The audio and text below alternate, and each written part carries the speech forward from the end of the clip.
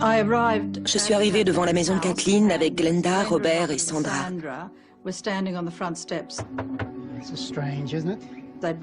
Ils ont frappé plusieurs fois à la porte en appelant Kathleen.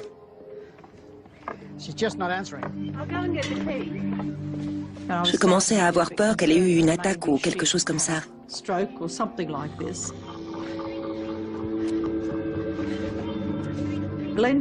Tout d'un coup, Glenda est revenue en courant de l'autre côté, en hurlant « Robert, j'ai vu du sang, il y a une odeur horrible !»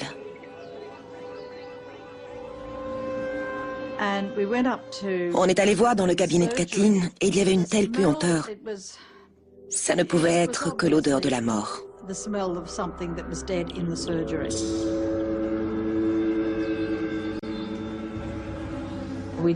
On ne savait pas quoi penser, mais on a commencé à deviner le contour d'un bras. Malgré tout, on refusait de se rendre à l'évidence. C'était le corps de Kathleen dans le cabinet.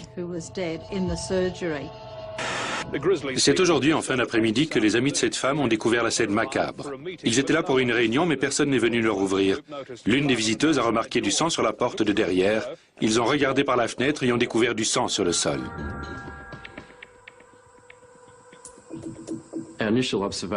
On s'est d'abord concentré sur l'entrée du cabinet.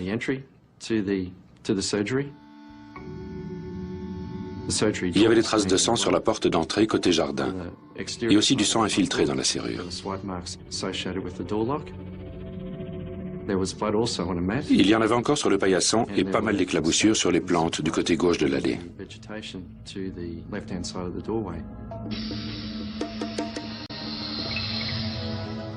Le corps avait la tête positionnée vers le coin droit de la pièce et les jambes à l'opposé, donc.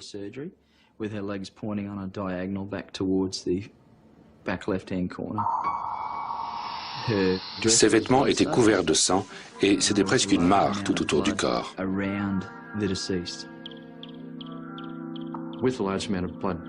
À cause de la grande quantité de sang sur le sol, on a dû utiliser des marchepieds pour pouvoir nous déplacer sans contaminer la scène du crime. Il y en avait aussi pas mal dans le lavabo, dans l'évier, sur les robinets. Mais surtout, on a retrouvé un sac plastique plein de traces de sang sur la gauche du lavabo. Sous l'évier, on a découvert un seau avec des serpillières rouges de sang.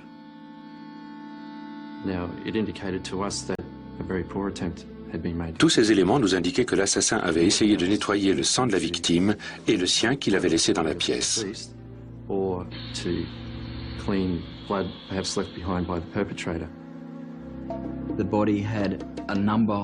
Le corps avait ce qui m'a semblé être des marques de coupure, comme des coups de couteau portés à travers ses vêtements et son soutien-gorge. En réalité, cette vétérinaire de 54 ans qui vit seule avec ses 22 chats et ses 2 chiens a été poignardée à plus de 50 reprises. Vu l'acharnement avec lequel l'assassin avait poignardé la victime, ça ne pouvait être qu'une vengeance personnelle. Ça ne pouvait pas être un simple cambriolage. Le crime avait été commis par quelqu'un qui lui en voulait vraiment. D'après la police, elle aurait été poignardée à plusieurs reprises. Elle sera morte comme elle avait vécu, en se battant jusqu'au bout. D'après les blessures, elle a été sauvagement poignardée, mais elle a quand même essayé de se défendre.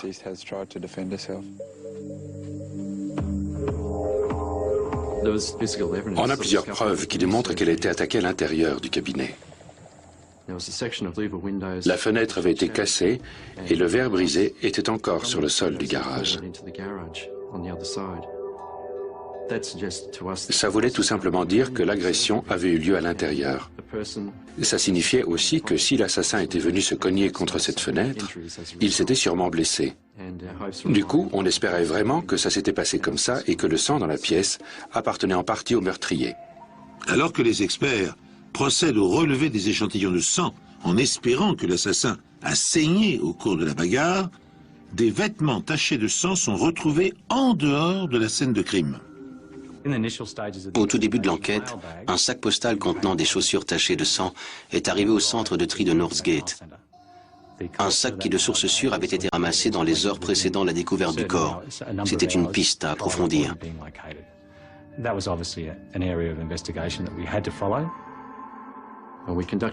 On a fouillé un grand nombre de boîtes aux lettres situées près de la maison pour finalement trouver du sang à l'intérieur de celle de la poste. Ensuite, on a suivi les traces à partir de la boîte postale. On en a déduit que l'assassin s'était sans doute débarrassé des vêtements sales dans la boîte pour dissimuler son crime. Le sang retrouvé sur les vêtements appartient-il à Kathleen Marshall ou à son meurtrier? La réponse à cette question est primordiale. Tandis que les experts procèdent à des analyses comparatives, les enquêteurs tentent d'établir la liste des familiers de la vétérinaire, car la vengeance personnelle semble être le mobile du crime le plus probable. Les scientifiques de la police sont venus récolter des échantillons de sang sur la boîte aux lettres. Ils ont très vite découvert que les traces de sang les menaient à un entrepôt où on avait cassé une fenêtre, mais également à une cabine téléphonique située juste à côté de la boîte aux lettres. On a ensuite réussi à retracer les appels provenant de la cabine ce jour-là, dont celui au service d'ambulance de Queensland qui avait justement recueilli un blessé ayant une coupure à la jambe. Cette personne a rapidement été identifiée. Elle était encore au Royal Brisbane Hospital. On l'a donc interrogée, mais si on l'arrêtait, ce n'était pas en rapport avec des faits reliés à notre enquête. Mais la police sait que le tueur a forcément laissé sa carte de visite génétique dans le cabinet vétérinaire. 25 échantillons récoltés un peu partout dans la pièce sont envoyés au laboratoire. Ils espèrent obtenir son ADN qui permettra peut-être de l'identifier. Pendant ce temps, les inspecteurs examinent le premier étage à la recherche d'indices supplémentaires. Kathleen Marshall adorait la musique. Elle avait installé un piano dans le salon. Et pendant qu'on fouillait la maison, j'ai remarqué qu'une partition était encore ouverte sur le pupitre.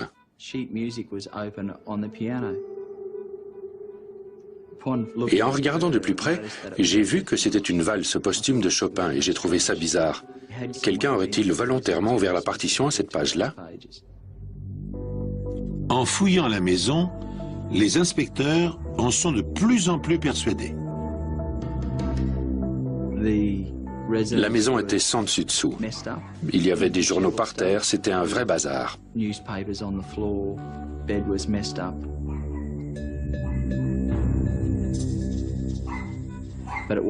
ce n'est que plus tard, au cours de l'enquête, qu'on s'est aperçu que c'était la façon de vivre de la victime.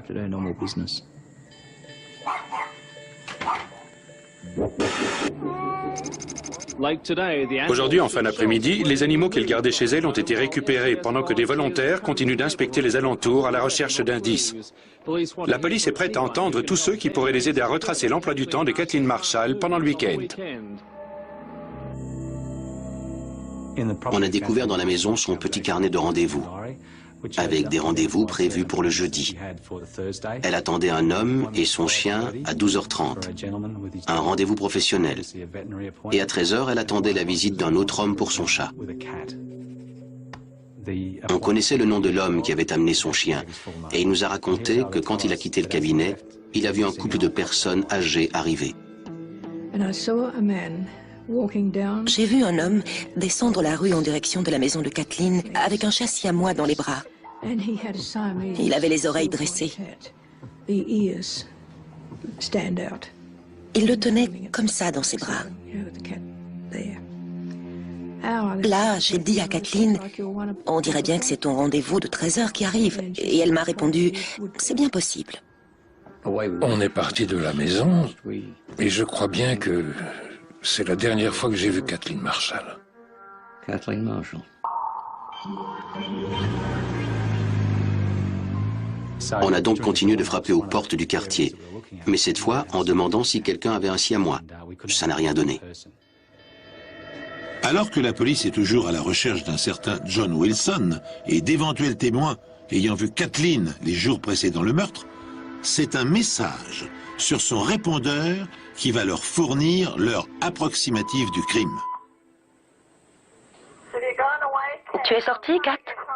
J'aimerais qu'on se parle avant le concert de ce soir. Essaie de me rappeler. Après avoir écouté son répondeur, on a pu établir avec certitude qu'elle n'avait rappelé personne après 18h et qu'elle n'avait répondu à aucun appel téléphonique non plus. Kat, je suis toujours sans nouvelles de toi. Écoute, j'attends encore jusqu'à 17h et si tu ne me rappelles pas, ça voudra dire que tu ne viens pas. Apparemment, Kathleen aurait été assassinée ce même jeudi après 18h. Le lait et les journaux livrés le vendredi sont restés devant sa porte.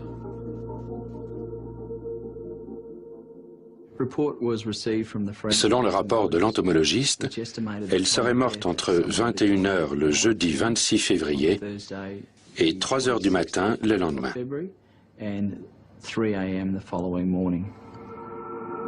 Il faut donc trouver quelqu'un qui aurait eu le temps, le mobile et l'opportunité de tuer Kathleen. Quand j'ai découvert le meurtre, j'ai tout de suite pensé que ça avait une relation avec la Société protectrice des chats du Queensland. Kathleen Marshall est la présidente de cette association, bien qu'elle soit très loin de faire l'unanimité au sein de la société. Comment décririez-vous la Société protectrice des chats?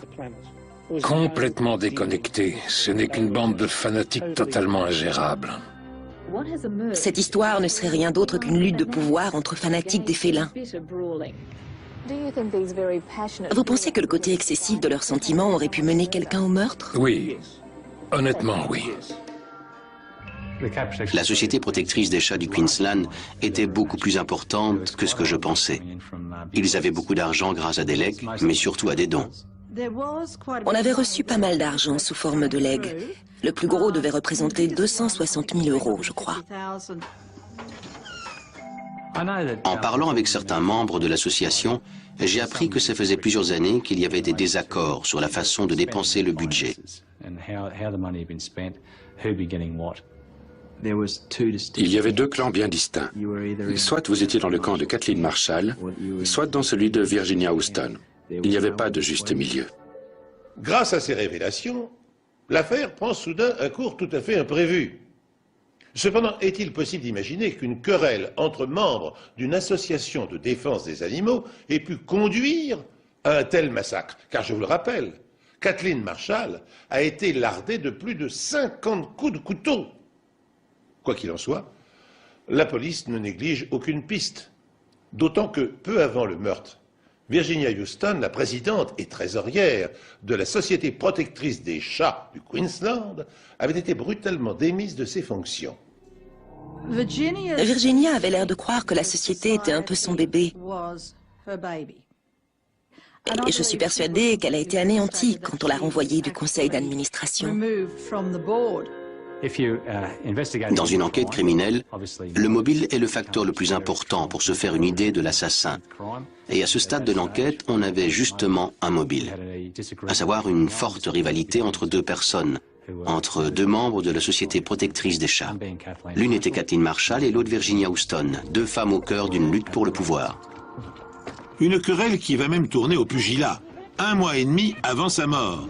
Virginia fait irruption au domicile de Kathleen, qui fait également office de bureau de l'association. Kathleen lui a dit de s'en aller, qu'elle ne la laisserait pas entrer. Mais Virginia a rétorqué qu'elle avait le droit d'entrer dans les locaux de l'association. Kathleen a appelé la police, elle leur a dit de venir tout de suite parce qu'il y avait une folle dans sa maison. Pour Rhoda et ses amis, l'identité du tueur ne fait aucun doute. Juste avant l'arrivée de la brigade criminelle, on a vu une voiture passer et c'était Virginia au volant. J'étais si terrifiée que j'en avais du mal à respirer. L'agent de police s'est approché de nous pour savoir si tout allait bien et Glenda lui a répondu que l'assassin venait de passer en voiture. Mais la haine viscérale de Virginia envers Kathleen a-t-elle pu la conduire jusqu'au meurtre? Je revois encore le légiste me dire que la nature des blessures et que les plaies peu profondes suggérait que l'assassin pouvait être une personne assez faible, voire une femme. Kathleen Marshall, la présidente de la Société protectrice des chats, s'est battue avec violence contre Virginia Houston quelques semaines avant d'être assassinée. Pour la police, Virginia a donc un mobile et elle en voulait suffisamment à la victime pour la tuer. Voici le suspect numéro 1 dans cette affaire. Pourtant, Virginia Houston s'est rendue parfaitement disponible aux questions de la police. Je n'ai rien fait, je n'ai rien à cacher. Et je serai toujours à la disposition de la police s'ils ont des questions à me poser. Je me souviens, on a interrogé Virginia Houston un vendredi. On est venu la chercher chez elle le matin et on l'a interrogée toute la journée à la brigade criminelle. Je leur ai dit que je pouvais les aider et c'est ce que j'ai fait. Je leur ai donné beaucoup d'informations sur la société, tout ce que je savais de son fonctionnement interne. J'ai fait mon devoir comme toute bonne citoyenne. Virginia nous a tout de suite parlé de sa haine envers Kathleen Marshall. Elle n'a pas cherché à le nier. Elle n'a pas non plus cherché à nier qu'elle avait des problèmes avec les autres dirigeants de la Société protectrice des chats de Queensland. Elle a enfin reconnu qu'elle était rentrée de force chez Kathleen Marshall.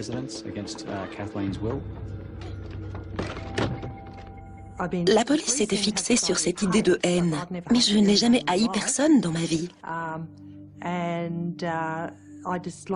Je n'aimais pas son comportement, la façon dont elle traitait les gens. Mais si on parle de violence,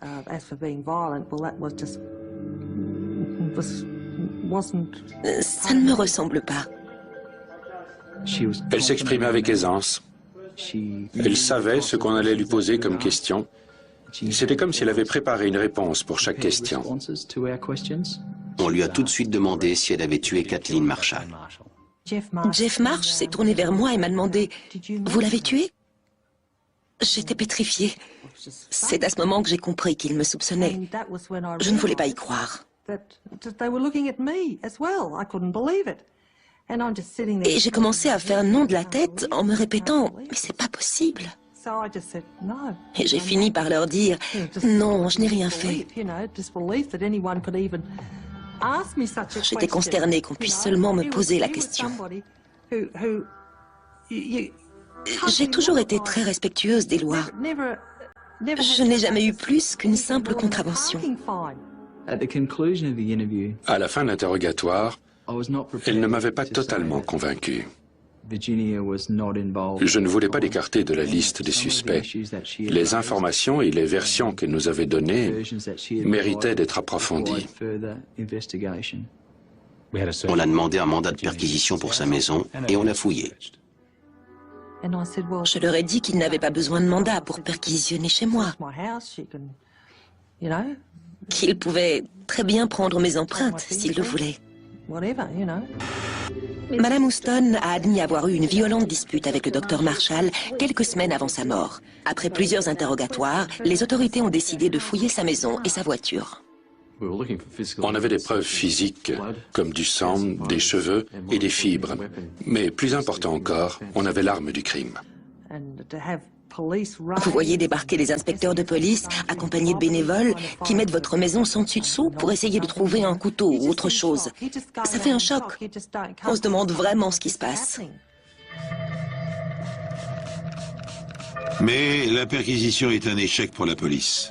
Pas d'arme du crime et aucun résidu de sang provenant de la victime. On n'a trouvé aucune preuve qui puisse relier Virginia Houston au meurtre de Kathleen Marshall. Elle reste pourtant le suspect numéro 1 dans cette affaire. Et la police vérifie scrupuleusement ses alibis, à commencer par celui que lui a fourni l'homme qui lui tire les cartes, un certain Patrick Hanrahan. Tous les membres de la Société protectrice des chats du Queensland, aussi bien les proches de Kathleen Marshall que ceux de Virginia Houston, s'intéressaient beaucoup au spiritisme. La première fois que je suis allé interroger Patrick Hanrahan, il a refusé de me parler si je ne lui laissais pas tirer les cartes. Selon lui, elle lui dirait s'il pouvait me parler ou non. C'était assez bizarre parce que ni moi ni les autres inspecteurs sur l'affaire ne connaissaient ces pratiques.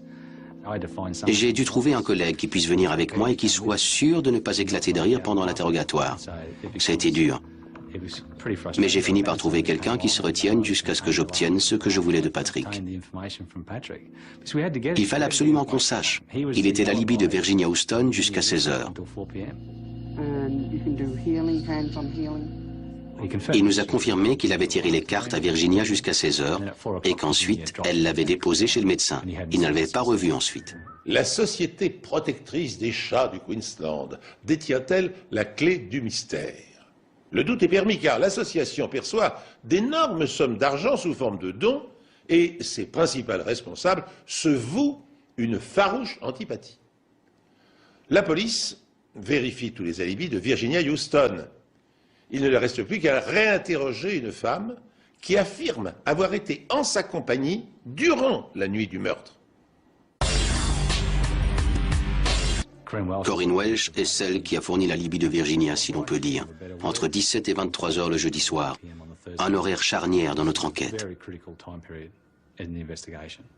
Selon Corinne Welsh, les deux femmes auraient fait le courrier pour la société, mais au cours du second interrogatoire, elle change sa version. Au cours du deuxième interrogatoire, elle nous a finalement laissé entendre que Virginia n'avait pas passé toute la soirée avec elle. Lorsque Kathleen Marshall est retrouvée assassinée, ses collègues et amis ne désignent qu'une coupable possible, Virginia Houston.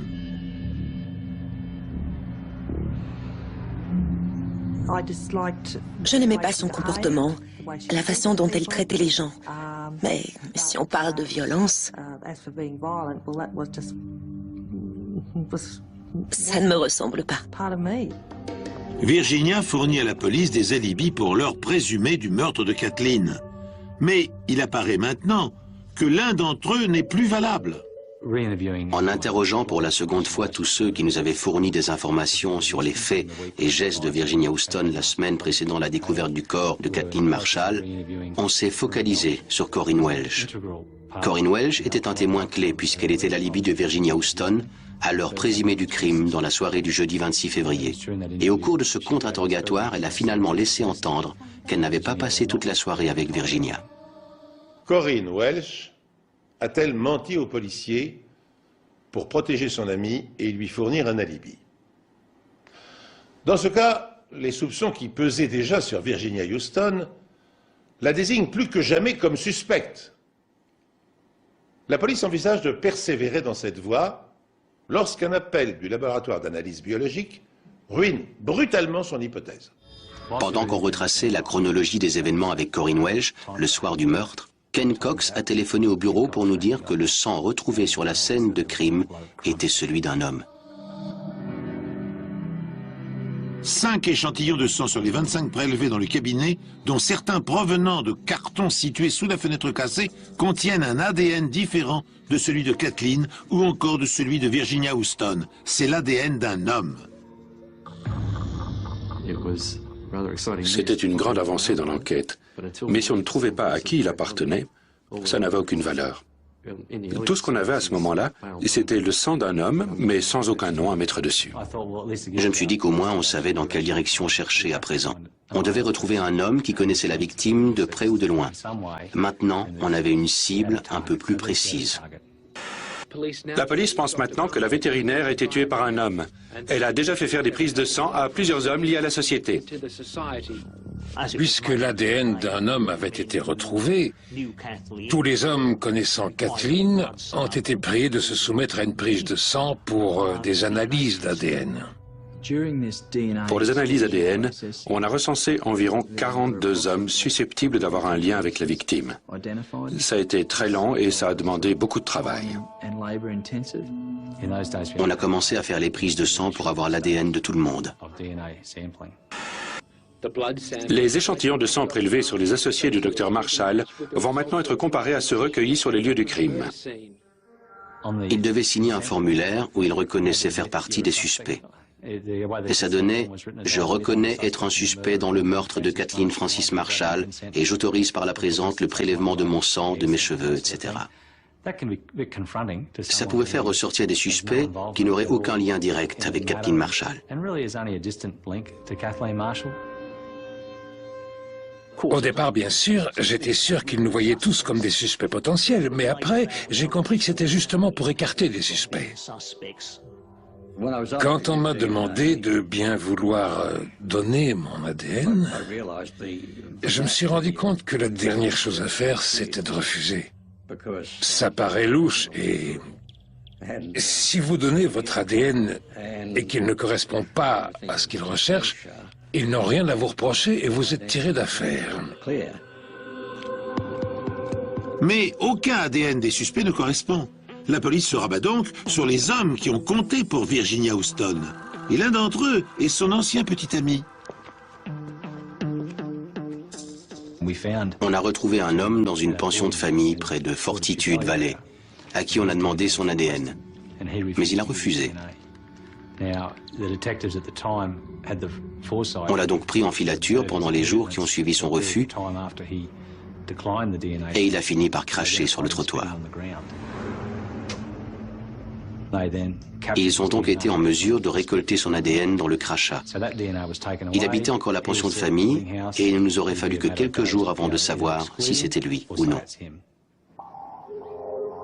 Le lendemain matin, le directeur de la pension nous a appelés pour nous prévenir qu'il attendait un taxi avec ses bagages. Après une petite enquête, on a pu déterminer que le taxi s'était rendu à la gare centrale. Et là, on a appris que le suspect avait acheté un billet Brisbane-Sydney sous un faux nom. À ce moment-là, il était donc devenu l'un des suspects numéro 1 dans cette affaire. C'était un homme qui connaissait Virginia Houston, qui ne voulait pas donner son ADN et qui cherchait à quitter l'État. Kathleen Marshall, une vétérinaire de Brisbane, a été sauvagement assassinée dans son cabinet. C'est tout d'abord Virginia Houston qui est fortement suspectée jusqu'à ce que la police découvre le sang d'un homme sur la scène de crime. Ils sont maintenant sur les traces d'un ancien petit ami de Virginia qui a refusé de donner son ADN. On a fini par l'interpeller, le placer en garde à vue et après quelques heures d'interrogatoire, il a accepté de donner son ADN, ses empreintes, ses vêtements et son sac. Et il nous a dit « Faites toutes les analyses que vous voudrez, vous ne trouverez pas de sang, je n'ai rien à voir là-dedans ». Malheureusement pour nous, son ADN ne correspondait pas à celui de la scène de crime et il n'y avait rien sur ses vêtements qui nous permettent de le situer dans la maison de la victime. Donc on a abandonné cette piste, mais tout ça prend du temps et il a bien fallu quelques jours. Ensuite, on est passé à autre chose. On est retourné chez Patrick Hanrahan pour lui demander s'il était prêt à nous donner son ADN, mais une semaine après, on apprenait que c'était négatif. Disculpé, Patrick Hanrahan évoque au cours de son interrogatoire le nom d'un autre voyant, Andrew Fitzherbert. Ce dernier partage sa vie avec une certaine Ruth Bennett, qui est également membre de la Société protectrice des chats. Détail important, Ruth appartient au camp des amis de Virginia Houston. Tout ce que je me suis dit à ce moment-là, c'est que ça faisait un suspect masculin de plus à exclure. On savait maintenant que Andrew Fitzherbert devait être placé sur la liste des partisans de Virginia Houston de par sa relation avec Ruth Bennett. Il fallait donc qu'on s'assure de son innocence. Mais il reste un autre homme à exclure de la liste des suspects, John Wilson, l'homme qui a pris le rendez-vous de 13 heures pour son chat.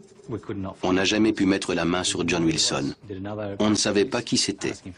On a fait paraître une annonce dans la presse en demandant à cet homme de se présenter au poste. Nous aimerions parler à toute personne qui s'est rendue chez Kathleen Marshall la dernière semaine de février 1998, et particulièrement ceux qui auraient amené un animal malade ou blessé. Il ne donnait toujours pas signe de vie. Et ce n'est que le 12 juin que Ruth Bennett est apparue dans le journal, un siamois dans les bras.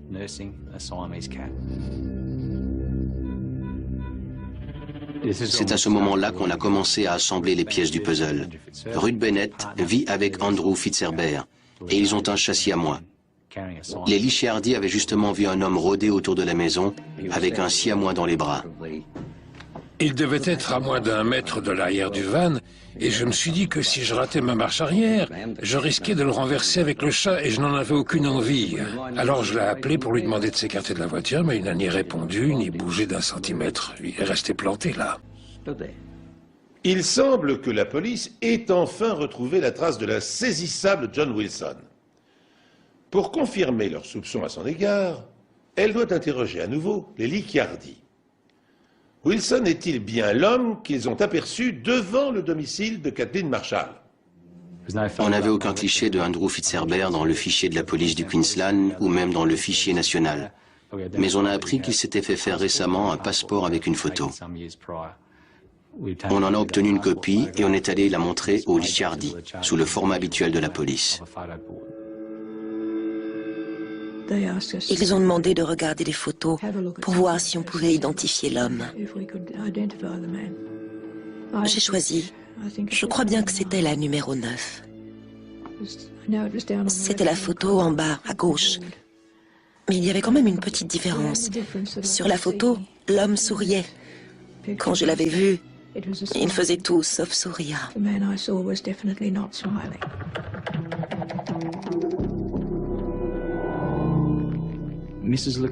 Madame Licciardi est parvenue à identifier parmi les photos Andrew Fitzherbert comme l'homme qu'elle a vu devant la maison de Kathleen Marshall le jeudi 26 février.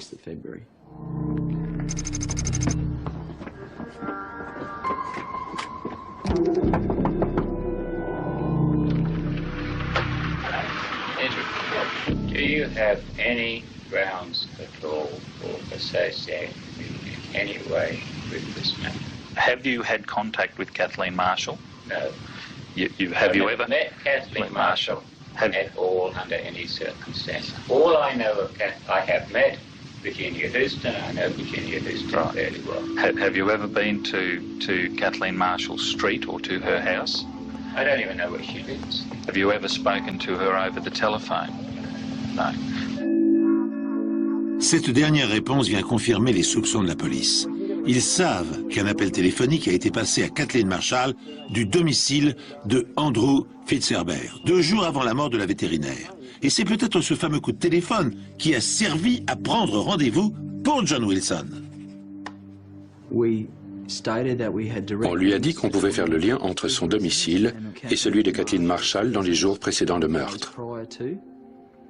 Il a tout nié en bloc. On lui a donc expliqué qu'on avait obtenu la preuve en vérifiant les appels téléphoniques. Et là, il s'est mis à trembler comme une feuille, tellement fort qu'il n'arrivait plus à se maîtriser. I haven't met the woman. Yeah, that's right. That's fine, Andrew. No, and that's If that's the case, you're a person that has nothing to lose and everything to gain. And Andrew, all that we're asking you to do is supply a specimen to eliminate you from our inquiries. That's it. That's the bottom line. Got to test Andrew because he made an application to join the Cat Society and he was rejected. So that's caused enough to murder. Well, Ruth, we don't know. I have heard of that. Ruth, I mean, we've got alibis for the whole weekend. I appreciate that. I appreciate that. But all I'm saying is we can finish this up in a few minutes. That's all that we're saying to you, Ruth. Well, I think I'm going to say no. No, I am not going to give you samples. I will give you samples if and when. I'm not going to give you samples. It's as simple as that.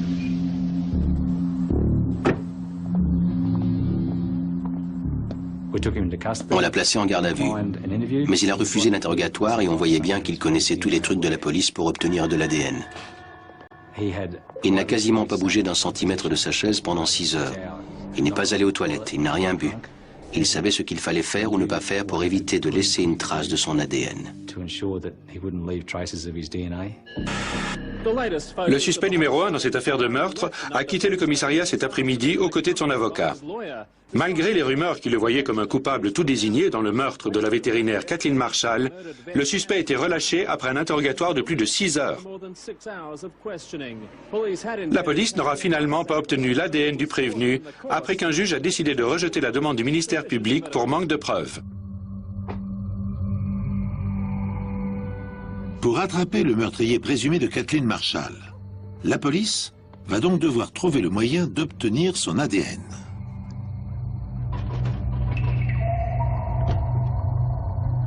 How are you? Well, not bad, but we would prefer that you did not come through the door, thank you. Andrew Fitzherbert était au départ très loin sur la liste des suspects dans le meurtre de Kathleen Marshall. Mais lorsqu'il est identifié comme étant le mystérieux John Wilson, la police se focalise sur lui. Andrew, vous avez l'air de quelqu'un de raisonnable. Et j'aimerais vous expliquer encore une fois que tout ceci peut être réglé en quelques secondes. Il vous suffit de nous donner un échantillon de votre sang. C'est tout ce dont on a besoin pour vous laisser tranquille et vous écarter une bonne fois pour toutes de la liste des suspects. Écoute, ami, je ne te donnerai pas mon autorisation, c'est aussi simple que ça. Je ne comprends vraiment pas pourquoi. Pourquoi faisait-il autant de problèmes pour donner son ADN s'il n'avait rien à se reprocher? Il était tant que ça à cheval sur ses principes. Ça n'aurait pas été plus simple de leur donner tout de suite plutôt que de devoir passer par une injonction du tribunal? La police ne peut pas obliger Andrew Fitzherbert à lui fournir un échantillon de son sang pour analyse, à moins de posséder d'autres preuves directes de son implication dans le meurtre de Kathleen Marshall. Elle obtient finalement du juge un mandat pour perquisitionner son domicile. C'est le seul et unique moyen de récolter son ADN et de le placer éventuellement en état d'arrestation. Execution of search warrant.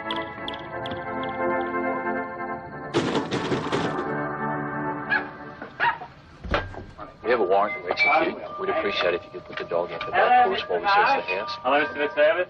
How are you? Well, not bad, but we would prefer that you did not come through the door, thank you. Okay, Mr. Fitzherbert, what's happened is we've got a search warrant for these premises. A search warrant for the premises? Il avait l'air très surpris de nous voir. Il ne s'était pas préparé à une éventuelle perquisition chez lui. In other words, you have a right to remain silent. You understand that, yes? You have the right to contact the solicitor, if you wish. Daddy, can't you shut that door?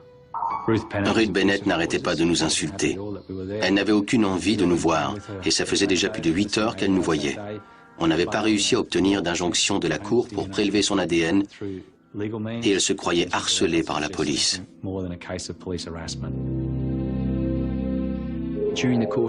Pendant la perquisition, on a emporté plusieurs objets personnels d'Andrew Fitzherbert. Il y avait sa brosse à cheveux, sa brosse à dents, sa thé d'oreiller, ses draps, ses chaussettes, sa tasse à café et un mouchoir qu'il avait dans sa poche. Parmi ces objets, c'est justement le mouchoir qui va faire toute la différence. La police obtient enfin son ADN et tient la preuve de sa présence sur le lieu du crime. Ça faisait des mois qu'on essayait de trouver à qui l'ADN appartenait. Il ne nous restait plus qu'à prouver que c'était bien le sien sur le lieu du crime. Andrew Richard Fitzherbert a été arrêté une première fois il y a 2 jours pour avoir refusé de donner son ADN. Mais l'homme de 49 ans avait finalement été relâché après une motion spécifiant qu'il ne donnerait son sang qu'en cas d'arrestation pour meurtre. La scène a eu lieu ce matin alors qu'il s'est présenté au centre de détention provisoire avec son avocat. Certes, l'ADN extrait du mouchoir d'Andrew Fitzherbert est identique à celui trouvé sur la scène de crime. Mais cette preuve est-elle suffisante pour l'inculper?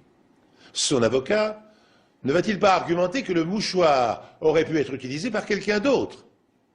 En accusant Fitzherbert de meurtre, la police est maintenant en droit de le soumettre à une prise de sang pour établir la vérité.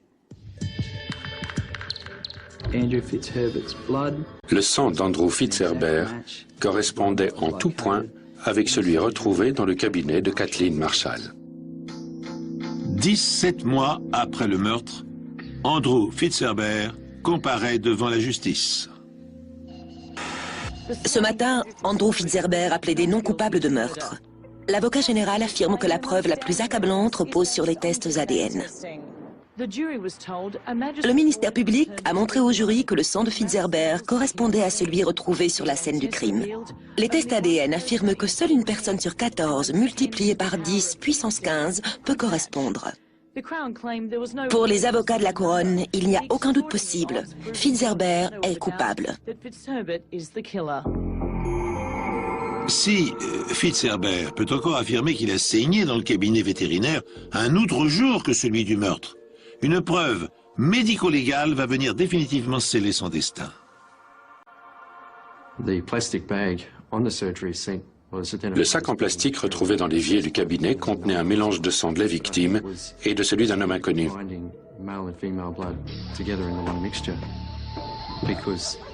Et ce fait prouve bien que l'assaillant et la victime ont perdu du sang au même moment et que ce sang s'est mélangé. L'affaire Kathleen Marshall a tourné au véritable roman policier à suspense. Cet après-midi, le dernier chapitre s'est refermé avec la condamnation de Fitzherbert. Il n'aura fallu que 3h30 au jury pour donner son verdict. Le juge Mackenzie a aussitôt condamné Andrew Fitzherbert à 15 ans de prison. Il a néanmoins reconnu que sans les progrès de la science, il aurait pu s'en tirer. Ils ont eu beau essayer de fournir des preuves de son alibi, les preuves scientifiques comme la présence de son ADN sur la scène de crime, ajoutées au fait qu'il nie tout en bloc, ont suffi à convaincre le jury. Sa condamnation ne m'a pas surprise, mais une chose pareille ne se fait pas sans raison. Alors quel était le mobile du crime? La seule chose qui semblerait à peu près logique, c'est une histoire de chat. Pendant le déroulement de l'enquête, on a découvert qu'Andrew Fitzherbert et Ruth Bennett possédaient 2 chats siamois, Jasper et Zia. Et Zia avait justement disparu quand on a retrouvé le corps de Kathleen Marshall. La chatte attendait des petits. Il lui a peut-être amené la chatte et quelque chose s'est mal passé. On se demande s'il n'aurait pas amené un chat à Kathleen et que le chat se serait échappé. Ils auraient commencé à se disputer et Fitzherbert se serait cogné contre la fenêtre. Et c'est là qu'il se serait coupé. Il y a plusieurs théories différentes sur le crime. Il y a beaucoup de gens qui sont toujours aussi frustrés. Frustrés d'avoir enduré un tel chagrin et presque un traumatisme de ne toujours pas connaître les raisons de son geste. Je ne suis pas spécialement frustré. Je pense que ce sont plutôt les proches de Kathleen Marshall qui le sont. Ils aimeraient sûrement savoir comment on peut prendre la vie d'une personne pour apparemment une simple histoire de chat.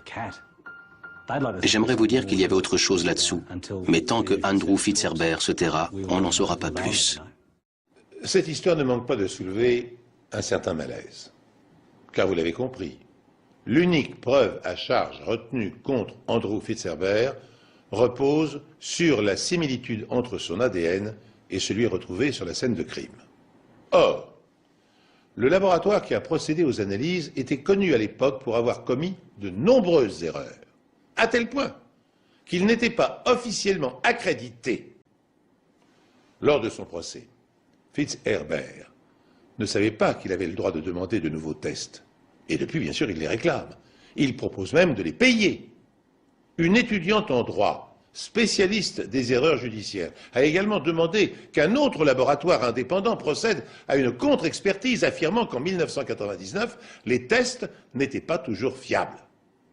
Sa requête a été également rejetée. Nous savons par ailleurs que dans les couloirs de la mort aux États-Unis, nombre de détenus en instance d'exécution ont pu être innocentés grâce à un réexamen des preuves ADN. Autre chose encore, Fitzherbert n'a jamais cessé de clamer son innocence. Il a affirmé n'avoir jamais rencontré la victime ni être allé chez elle. Le soir du meurtre, il se trouvait avec des amis et sa compagne. Au terme de la soirée, Ruth et lui avaient rendu visite à la fille de cette dernière. Le couple était ensuite rentré se mettre au lit vers minuit. Alors peut-on imaginer que Fitzherbert se soit faufilé en pleine nuit hors de sa maison pour aller tuer sauvagement une femme qu'il ne connaissait pas? Pourquoi Kathleen Marshall lui aurait-elle ouvert sa porte? Enfin, dernière question. Si le meurtre avait été commis entre minuit et 3 heures du matin, comme l'affirment les policiers, pourquoi Madame Marshall portait-elle une robe et non un peignoir ou une chemise de nuit? Dans sa hâte de boucler l'affaire, la police s'est-elle trompée sur l'identité du tueur? Les experts se sont-ils montrés négligents en confiant les analyses ADN du suspect à un laboratoire peu qualifié? Je vous laisse juge d'en décider. En 2014, Andrew Fitzherbert aura purgé sa peine. Et il sera alors bien tard pour rétablir la vérité. Merci d'avoir suivi cette émission. Je vous donne rendez-vous prochainement sur cette antenne pour un nouvel épisode des Enquêtes Impossibles.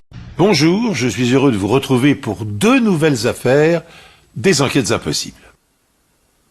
Quand 3 personnes de la même famille sont agressées à leur domicile par un tueur à gages et qu'une seule d'entre elles s'en sort saine et sauve, les enquêteurs ont naturellement tendance à suspecter de prime abord le membre de la famille survivant.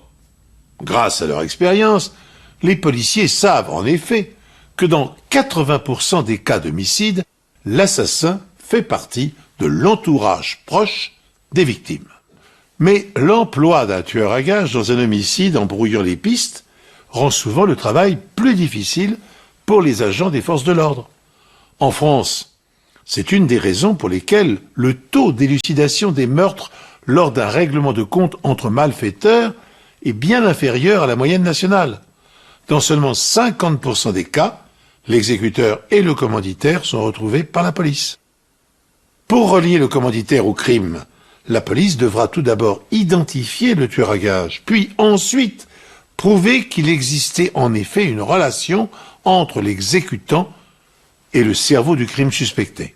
C'est en tout cas la mission que s'est fixée en 1989 la police de Munster dans l'Indiana, afin de retrouver la tête pensante du double meurtre d'un couple heureux en amour comme en affaires, Donald et Marsha Lewin.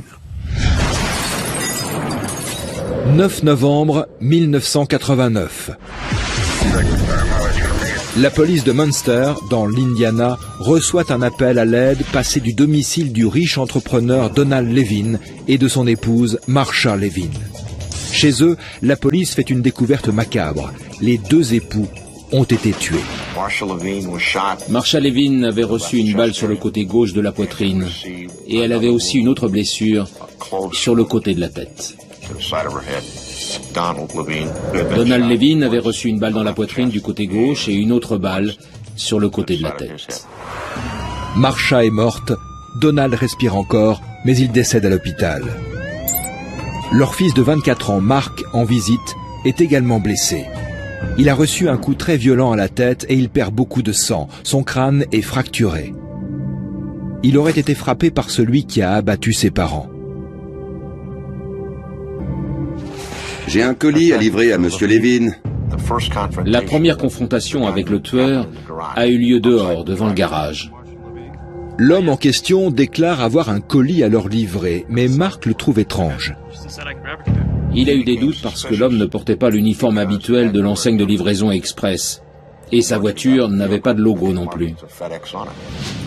L'homme demande à Mark Levin une signature, puis il dit s'être trompé de colis et s'en va.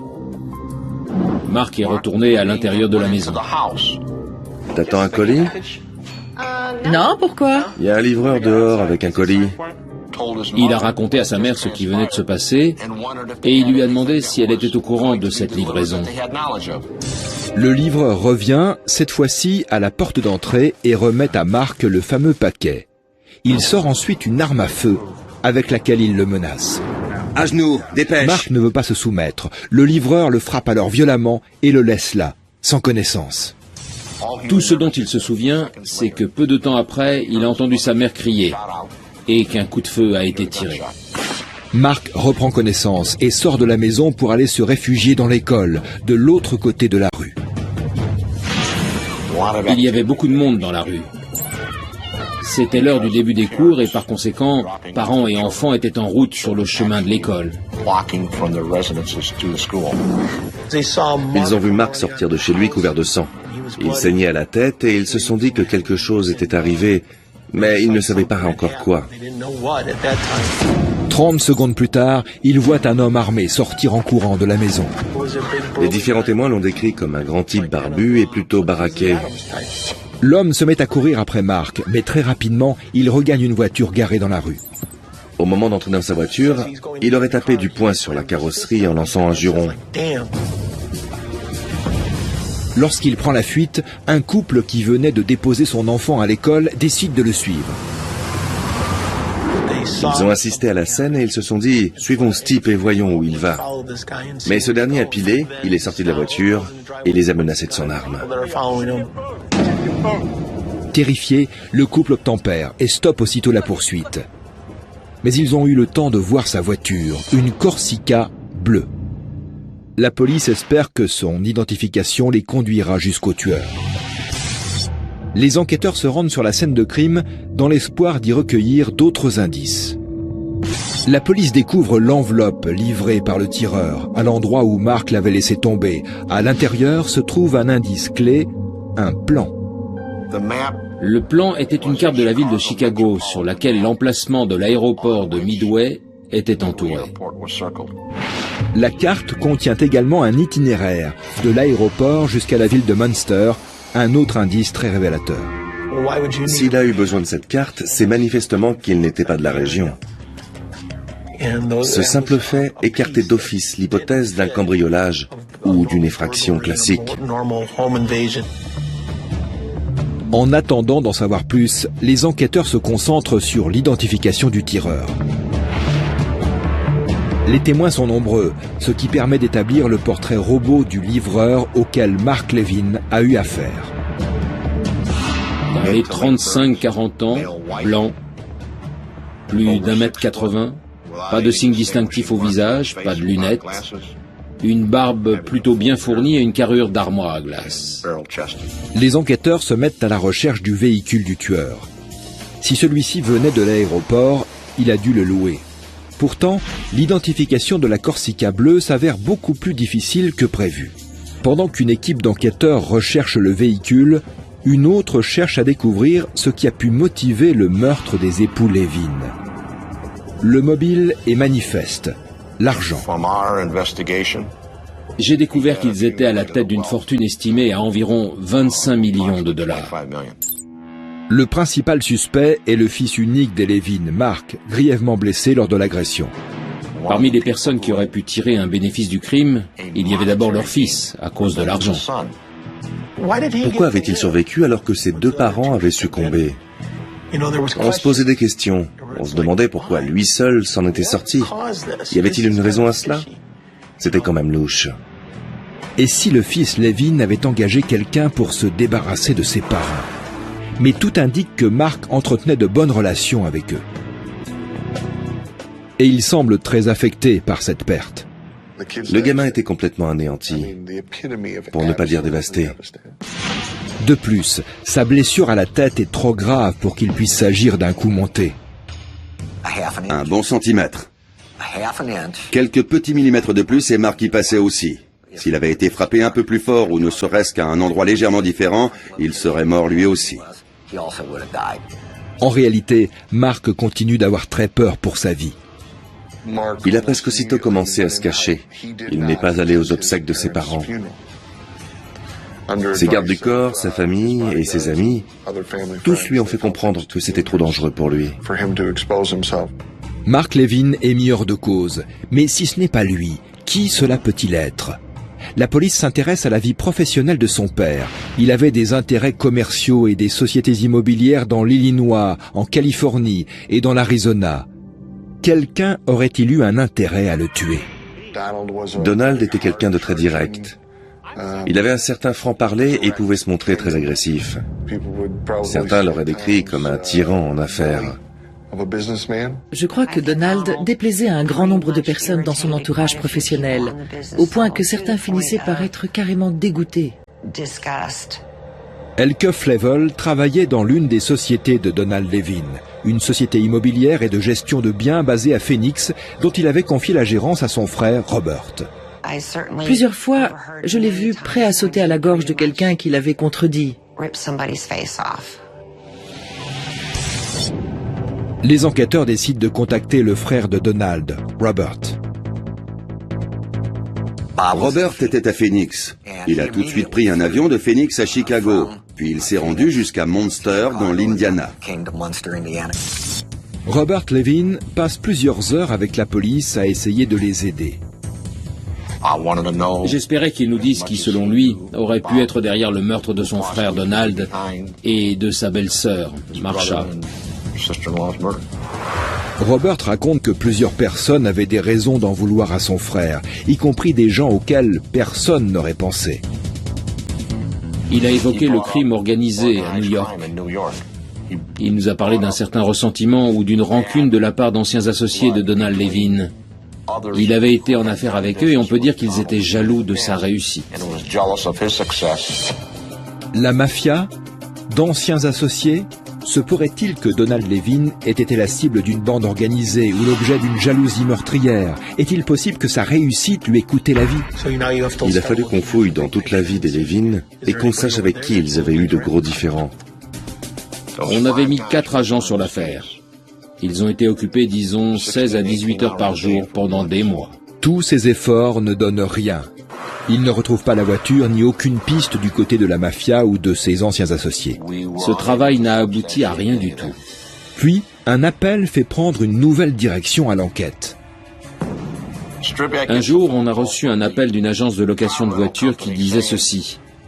Concernant votre demande de recherche, on a trouvé 5 ou 6 Corsica loués sur cette période. Les enquêteurs se mettent à éplucher les contrats. Un nom leur saute aux yeux. Le contrat a été signé Robert Levin. C'est le frère cadet de la victime. Robert Levin était censé se trouver à Phoenix. C'était le frère de Donald et le beau-frère de Marsha. Il ne pouvait pas avoir loué une voiture à 11 h du soir la veille du meurtre. Cependant, même si le nom, l'adresse et le numéro de carte bancaire indiqués sur le contrat sont bien ceux de Robert Levin, un élément ne colle pas. Toutes les coordonnées étaient celles de Robert Levin, sauf le numéro de téléphone fixe. Le numéro de téléphone indiqué n'était pas celui de Robert Levin. Les enquêteurs ont vérifié cette information et ils ont découvert que c'était celui d'un dénommé Bruce McKinney. Ce nom ne dit absolument rien à personne. Dès qu'on a retrouvé son nom, on a vérifié son casier et on a appris qu'il avait été arrêté pour possession de marijuana avec intention de la revendre et on a sorti sa photo. Bruce McKinney est un homme barbu, plutôt costaud, qui ressemble en tout point à l'homme que les témoins ont vu sortir armé de chez les Levin. Là, je me suis dit, c'est notre homme. On le tient. Quand il compare les empreintes digitales de Bruce McKinney avec celles de l'enveloppe abandonnée sur la scène de crime, ce sont aussi les mêmes.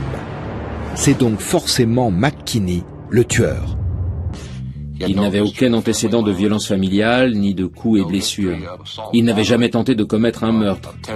Et il n'y avait rien dans son dossier concernant la détention d'armes. Et dans ce genre de crime, ce n'est pas ce type de suspect qu'on a affaire d'habitude. Pourquoi McKinney était-il subitement passé de petit délinquant à meurtrier? Et pour quel motif aurait-il voulu tuer les Levin?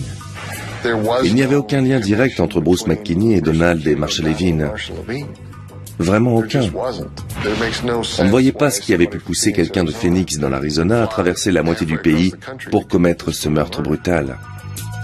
Les enquêteurs découvrent que si McKinney n'a aucun lien avec Donald et Marsha, il travaille pour quelqu'un qui, lui, en a, le frère de Donald, Robert. Sa carte bancaire a servi à louer la voiture qu'il conduisait le jour où il a tué Marsha et Donald. Plus on creusait, plus il devenait évident qu'ils entretenaient des liens étroits. À plusieurs reprises, ils s'étaient vus en privé. Ont-ils manigancé ensemble le double meurtre des Levin? À qui leur mort pouvait-elle profiter? Si les 3 cibles étaient mortes, à Robert Levin. Les enquêteurs découvrent ensuite que quelques mois avant le drame, Robert Levin s'est définitivement brouillé avec son frère Donald. Pendant l'été 1989, Donald Levin s'est rendu à Phoenix pour se pencher sur la comptabilité de l'entreprise.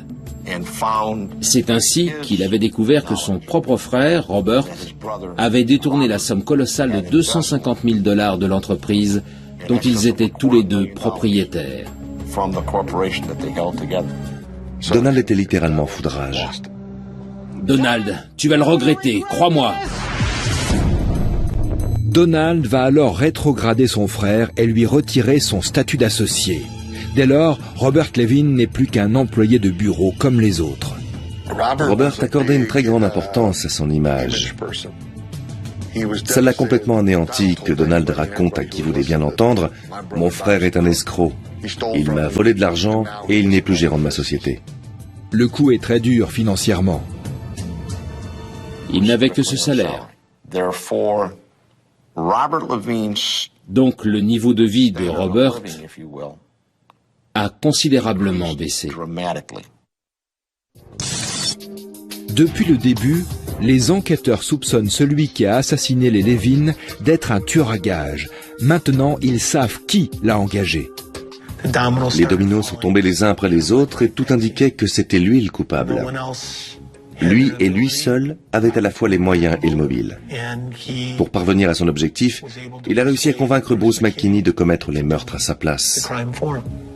Sur le papier, McKinney avait tout du tueur à gages idéal. Il s'était souvent vanté auprès de Robert Levin d'être un vétéran du Vietnam, habitué à tuer.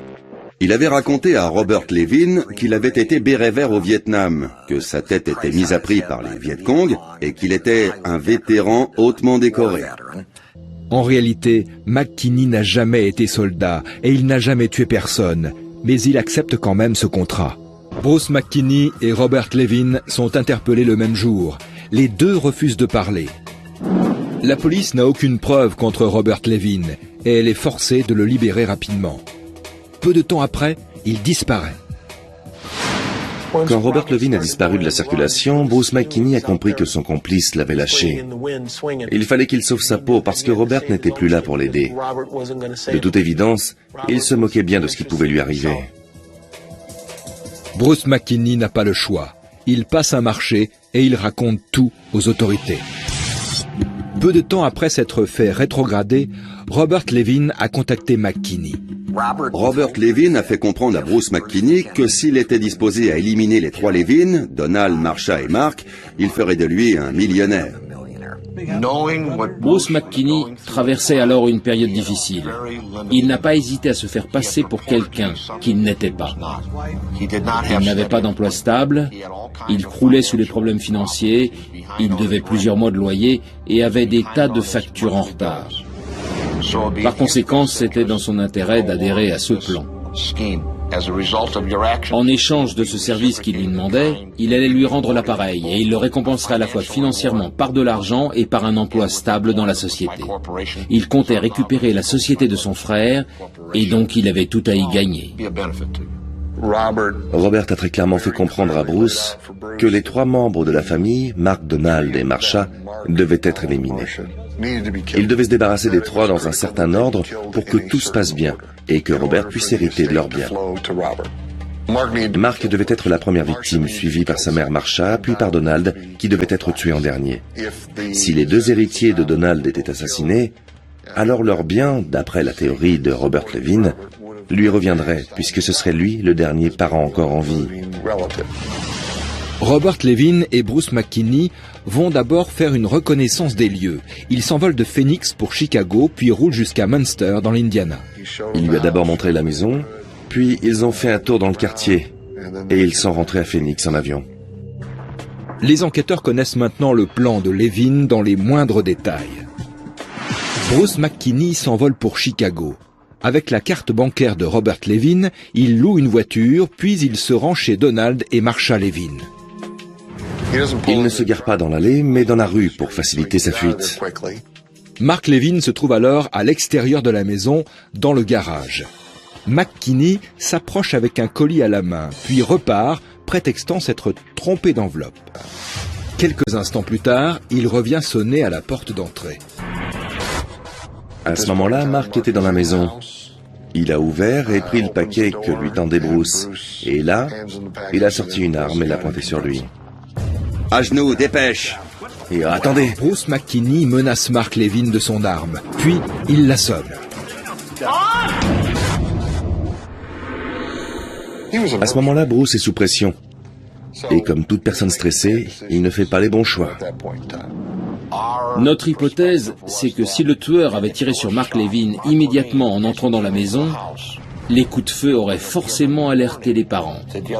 On pense donc qu'il a d'abord voulu neutraliser le fils. Comme ça, une fois débarrassé de Marsha et Donald Levin, il pouvait tranquillement achever le fils Levin pour terminer le travail. Cependant, les cris poussés par Mark alertent sa mère. Mark! Mark! Marsha est aussitôt accourue en hurlant le nom de son fils. Pris par surprise, Bruce s'est tourné et a tiré le premier coup de feu. La détonation alerte Donald, qui accourt alors vers sa femme. Donald Levin est sorti en trombe de la salle de bain. Le faux livreur lui a tiré une balle dans la tête et une autre dans la poitrine. Aussitôt après, il s'est retourné et il est revenu sur ses pas. Il a vu Marsha qui essayait de se relever et il lui a tiré une balle sous le menton. Leur exécution est aussi brutale que rapide. Mais quand Bruce McKinney revient dans l'entrée, Mark Levin n'y est plus. Maintenant que les enquêteurs disposent des aveux complets de Bruce McKinney, ils montent un dossier solide contre Robert Levin. Son arrestation n'est plus qu'une question de temps. Être un fugitif, c'est compliqué. Il faut avoir des ressources et aussi des contacts. Il faut toujours être sur ses gardes. C'est une vie très, très difficile. Manifestement trop difficile pour Robert Levin. Après 2 mois de cavale, il finit par se rendre aux autorités californiennes. Il est mis en détention et inculpé de meurtre. Robert Levin était vraiment persuadé qu'il pouvait commettre un triple meurtre et s'en tirer sans être inquiété.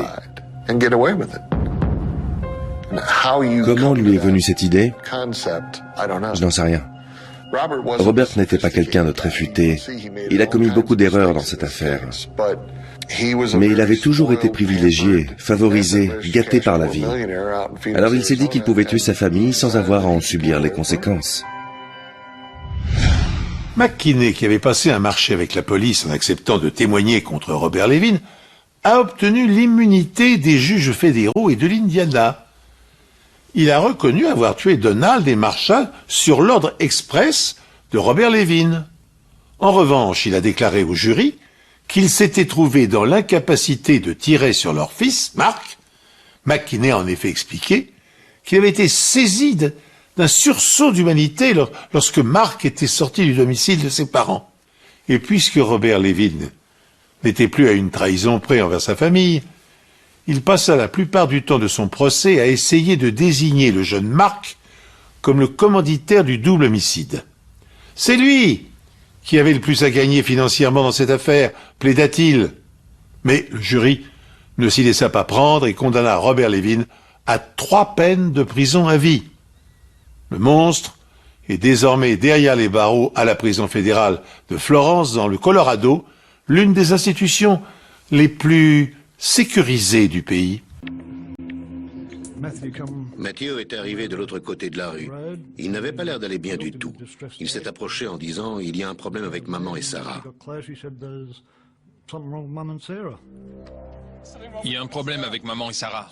Sarah étant épileptique, j'ai pensé que Jenny avait du mal à lui donner son médicament et qu'elle avait besoin d'aide. Je suis entré par la porte de devant. J'ai vu que la porte de Jenny était légèrement entrebâillée, alors je me suis avancé pour voir si elle était dans sa chambre. J'ai marché jusqu'à sa porte, j'ai appelé Jenny. Comme je n'avais pas de réponse, j'ai poussé la porte. La chambre était dans le noir. J'ai vu une bosse dans le lit. Je ne sais pas pourquoi je me disais qu'elle allait me surprendre tout d'un coup, quelque chose comme ça. Alors j'ai avancé jusqu'au lit, j'ai attrapé la couverture et je l'ai tirée. C'est là que j'ai vu Jenny. Je ne voulais qu'une chose, sortir de là. J'ai crié à mon beau-père d'appeler la police et les secours.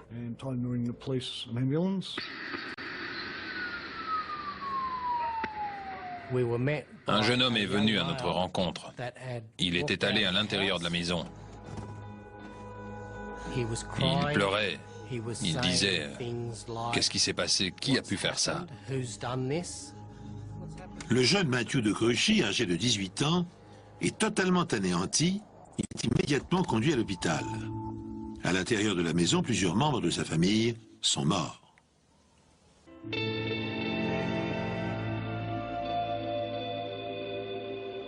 Quand je suis arrivé, il était autour de 9 heures. Je suis entré dans la maison, j'ai jeté un œil dans la première chambre, la chambre des parents, et j'ai vu le corps d'une femme adulte. J'ai ensuite traversé un couloir jusqu'à une deuxième chambre où il y avait une adolescente décédée.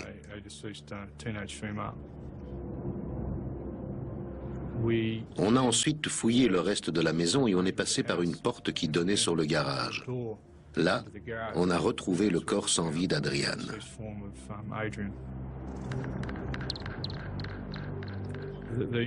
Leurs blessures étaient horribles. C'était assez difficile à regarder. Personne ne devrait voir des scènes comme ça.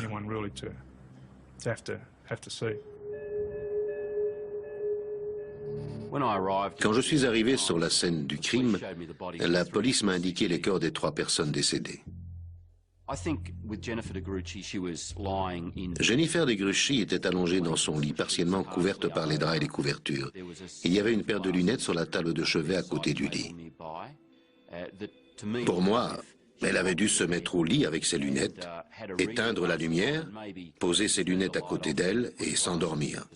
Ce doit être après qu'elle a été attaquée. Il n'y avait pas beaucoup d'éclaboussures de sang dans la pièce, ce qui ne concordait pas avec la violence du traumatisme infligé à la victime. C'était probable que quelque chose avait été placé au-dessus de sa tête au moment de l'attaque.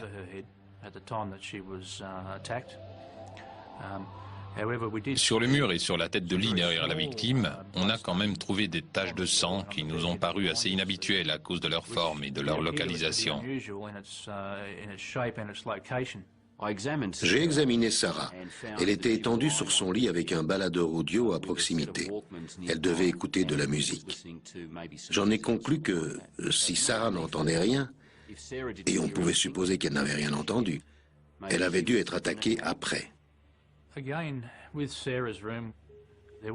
Là encore, dans la chambre de Sarah, on a constaté la même chose au niveau de la quantité de sang visible.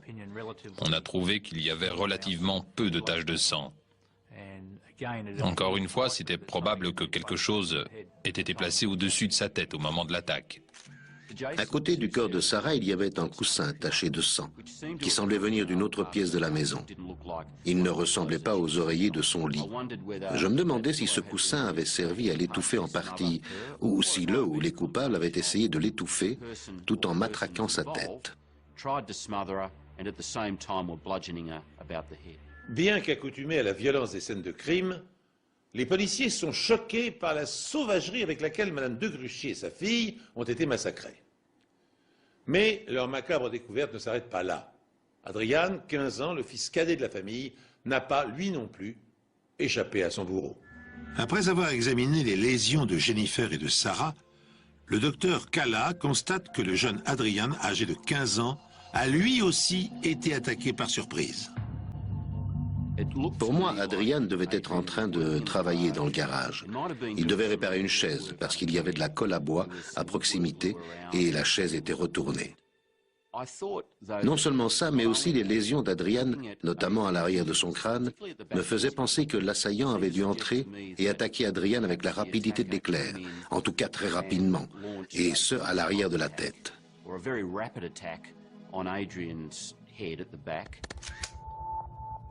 Il y avait également du sang sur le plafond du garage, qui selon moi devait être des résidus de sang secondaire.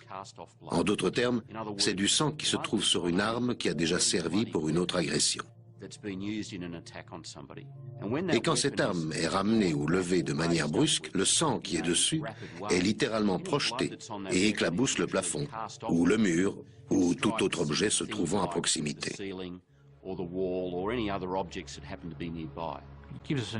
Ça nous donne une indication sur l'endroit où se tenait l'agresseur et aussi sur la position de la victime au moment où elle a été frappée.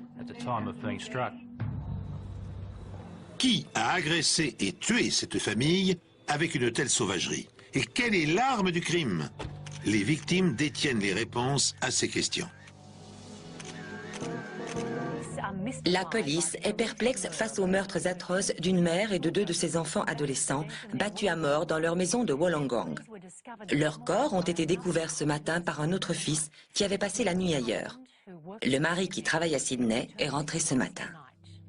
Le fils de 18 ans de Jenny de Gruchy s'est effondré choqué après avoir découvert le corps de sa mère battue à mort dans la chambre principale en rentrant chez lui ce matin vers 9 h. Dans une seconde chambre, il y avait sa sœur âgée de 13 ans, Sarah, morte elle aussi, tandis que son frère Adrian a été découvert peu après dans le garage. Les experts médico-légaux fouillent ce matin la maison en quête d'indices. Il y avait des choses inhabituelles sur la scène de crime. Dans la chambre de Jennifer, qui était la chambre principale de la maison, un morceau relativement important de moquette avait été découpé sur le sol. C'était étrange parce que la maison était relativement neuve. D'autres morceaux plus petits avaient aussi été découpés, l'un à proximité du bout du lit et l'autre vers la porte. Naturellement, les enquêteurs se sont posé la question, pourquoi découper la moquette? Celui qui avait pris ces morceaux de moquette voulait faire disparaître quelque chose qui aurait pu nous permettre de l'identifier grâce à des analyses. L'agresseur avait peut-être perdu du sang et devait donc faire disparaître ces morceaux de moquette. Dans le couloir, d'autres preuves indiquent que le tueur a tenté de brouiller les pistes. Le couloir a été examiné très minutieusement. On s'est servi d'un instrument appelé Polylight, qui émet une lumière artificielle. On l'utilise souvent parce qu'il détecte des traces minuscules.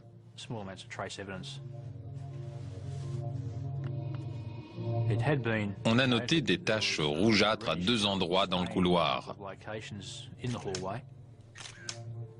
Elles avaient l'air d'avoir été légèrement diluées. Ça pouvait signifier que le sang appartenait à l'agresseur et qu'il avait peut-être tenté de le nettoyer sachant que c'était le sien. On a fait des tests pour vérifier la présence de sang sur les taches qu'on a observées dans le couloir. Ils se sont révélés positifs. À partir de là, on a fait un certain nombre de prélèvements qu'on a envoyés au labo pour des analyses plus poussées. Pas moins de 60 prélèvements sont effectués par les experts à l'intérieur de la maison.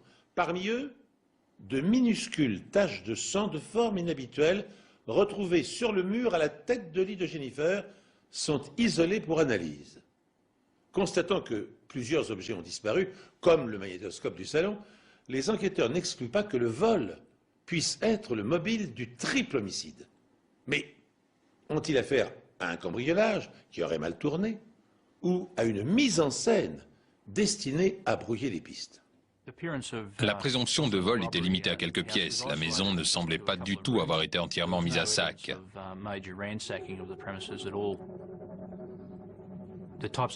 Les objets volés étaient des choses comme les calculatrices des enfants, des jeux vidéo, ce type d'objets.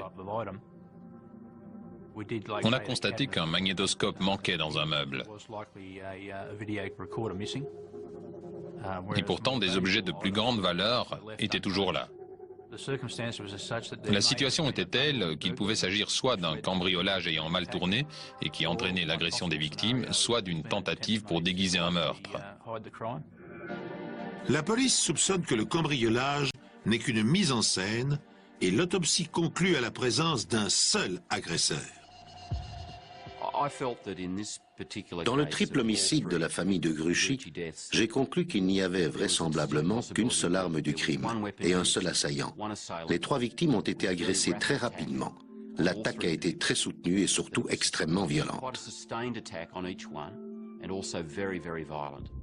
Les blessures se ressemblaient beaucoup dans les 3 cas. Les blessures de Sarah au front et sur le dessus du crâne étaient très similaires à celles qu'Adrian avait reçues à la tête. Mais elle avait également des ecchymoses sur les bras, surtout au bras droit, qui me faisaient penser qu'elle avait essayé de se défendre. Et raisonnablement, on peut penser qu'elle avait levé son bras parce qu'il y avait une ecchymose en forme de ligne très nette sur le côté intérieur de son avant-bras droit. Elle avait un aspect très significatif, et la forme de l'ecchymose faisait penser qu'elle avait été causée par un manche ou un objet cylindrique.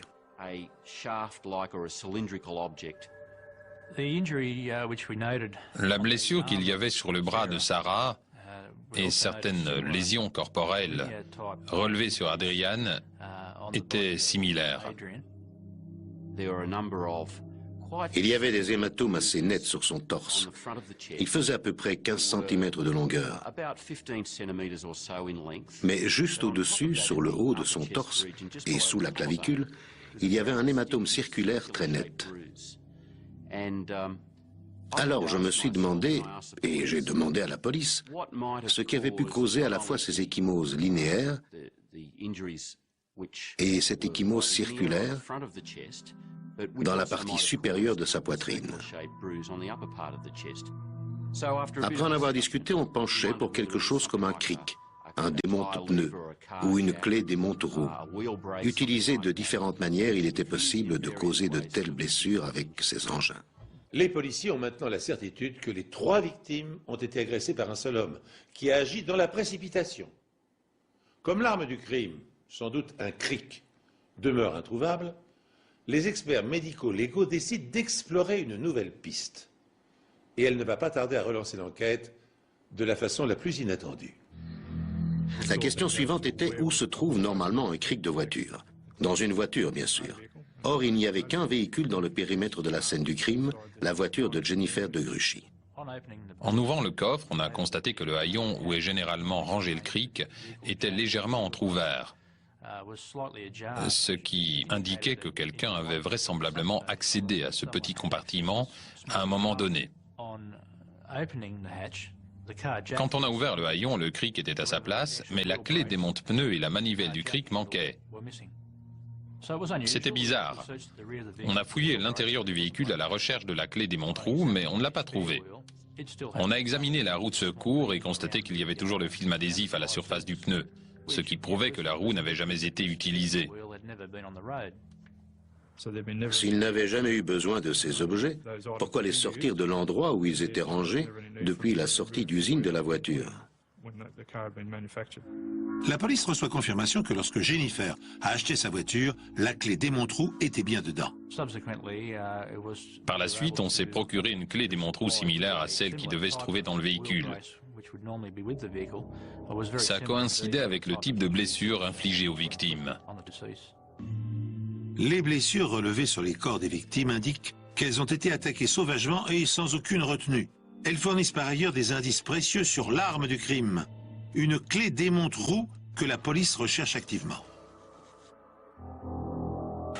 La police a lancé un appel pour trouver le meurtrier de 3 membres d'une même famille battus à mort au cours d'une agression sauvage. Les enquêteurs étaient de retour dans la résidence d'Albion Park ce matin avec des appareils de scanographie à la recherche d'indices et de l'arme du crime. L'autopsie a révélé que Jennifer de Gruchy, 40 ans, et ses enfants adolescents Sarah et Adrian ont été battus à mort avec un objet en métal lourd. Je demande maintenant au public de nous faire part de tout incident suspect qu'il aurait observé ou dont il aurait entendu parler. Une brigade de secours, des pompiers et des policiers ont fouillé le bassin de retenue du lac Illawarra qui jouxtait la maison où vivaient les 2 Gruchy, juste pour voir si quelque chose y avait été jeté. On n'a rien trouvé. Pendant ce temps, la voiture de Jennifer, de laquelle une clé des monte-roues a disparu, est devenue une pièce à conviction et elle est conduite jusqu'aux locaux de la police pour être examinée par leurs experts. Cet examen nous a permis de trouver une autre pièce à conviction qui a fait avancer notre enquête. Il y avait des petites fibres de moquette d'un peu plus d'1 centimètre de longueur sur le sol du véhicule derrière le siège du conducteur. C'était important parce qu'elles semblaient être de la même couleur que les morceaux de moquette qui manquaient dans la chambre principale de la maison. En tout cas, elles ne collaient pas du tout avec le tapis de sol de la voiture.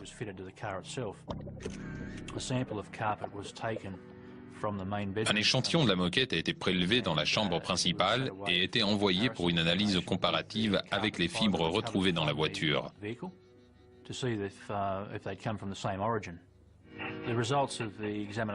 Les résultats des tests indiquaient qu'il était fort probable qu'ils proviennent de la même source. Les enquêteurs interrogent de nouveau ce soir le mari de Madame de Gruchy et son fils de 18 ans dans l'espoir d'obtenir de nouveaux indices sur les meurtres.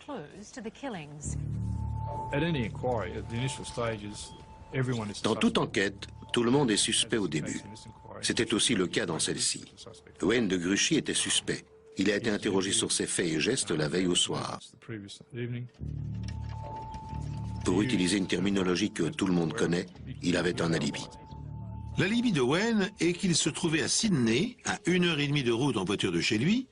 Il avait une partie de golf ce jour-là et il passait la nuit chez ses parents. On a pu parler à ces personnes qui nous ont confirmé ces dires. Cependant, d'autres témoins livrent une histoire différente. On a reçu des informations indiquant que des personnes auraient vu une Commodore correspondant au véhicule que conduisait habituellement Wayne de Gruchy. Elle disait avoir vu quelqu'un dont le signalement n'était pas incompatible avec Wayne en tout début de matinée. Le problème, c'est que la voiture que Wayne conduisait habituellement avait été impliquée dans une collision entre véhicules motorisés quelques jours auparavant et qu'elle était en réparation. On a pu le vérifier. Ça nous prouvait que ces informations étaient fausses. Par ailleurs, l'heure des décès déterminée par les légistes excluait que Wayne ait pu faire le trajet depuis Sydney, commettre les crimes et revenir à Sydney.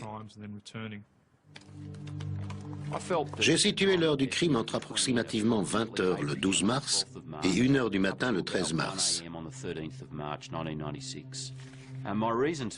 Je me suis basé sur l'examen des corps sur la scène du crime, la température des corps par rapport à la température ambiante dans le garage et dans la maison, ainsi que la rigidité et la lividité cadavérique. Ces trois éléments conjugués indiquaient ce créneau horaire comme étant l'heure approximative des meurtres.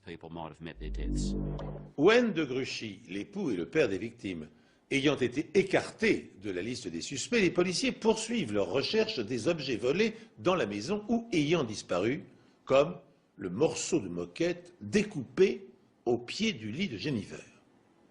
Et bientôt, contre toute attente, un nouvel indice va désigner un suspect potentiel.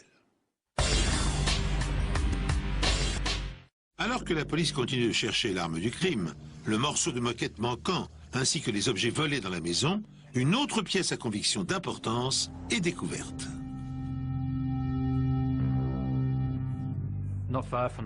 Un jerrycan rouge se trouvait non loin du corps d'Adrian. Ce qui était inhabituel, c'est que le bouchon du bidon était sur la position ouverte, et on a constaté qu'il y avait une certaine quantité d'essence dans le jerrycan. Mais ce n'est que quand on a déplacé le corps qu'on s'est rendu compte qu'il y avait de l'essence dessus. Sur le flanc gauche d'Adrian, j'ai remarqué de la peau décollée qui suggérait qu'on avait peut-être essayé de l'arroser avec de l'essence et de le brûler pour mettre le feu à la scène du crime. Comme la victime avait de l'essence sur le corps et les vêtements, il était évidemment très important d'examiner le jerrycan.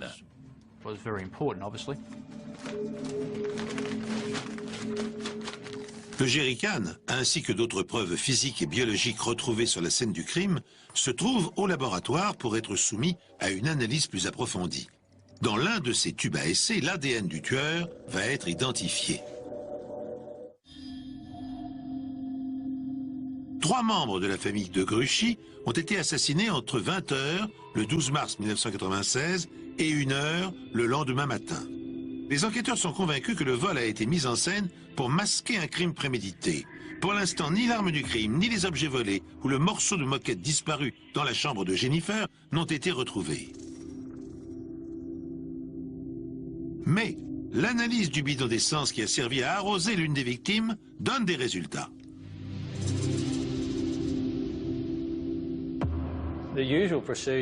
La procédure habituelle pour tout examen est d'utiliser un éclairage oblique. C'est un examen visuel. On se sert d'un polylight pour nous aider. Les empreintes qui sont apparues sur la partie inférieure de la poignée du jerrycan étaient très nettes. On n'avait pas besoin d'y toucher. Elles ont été photographiées et utilisées pour être comparées.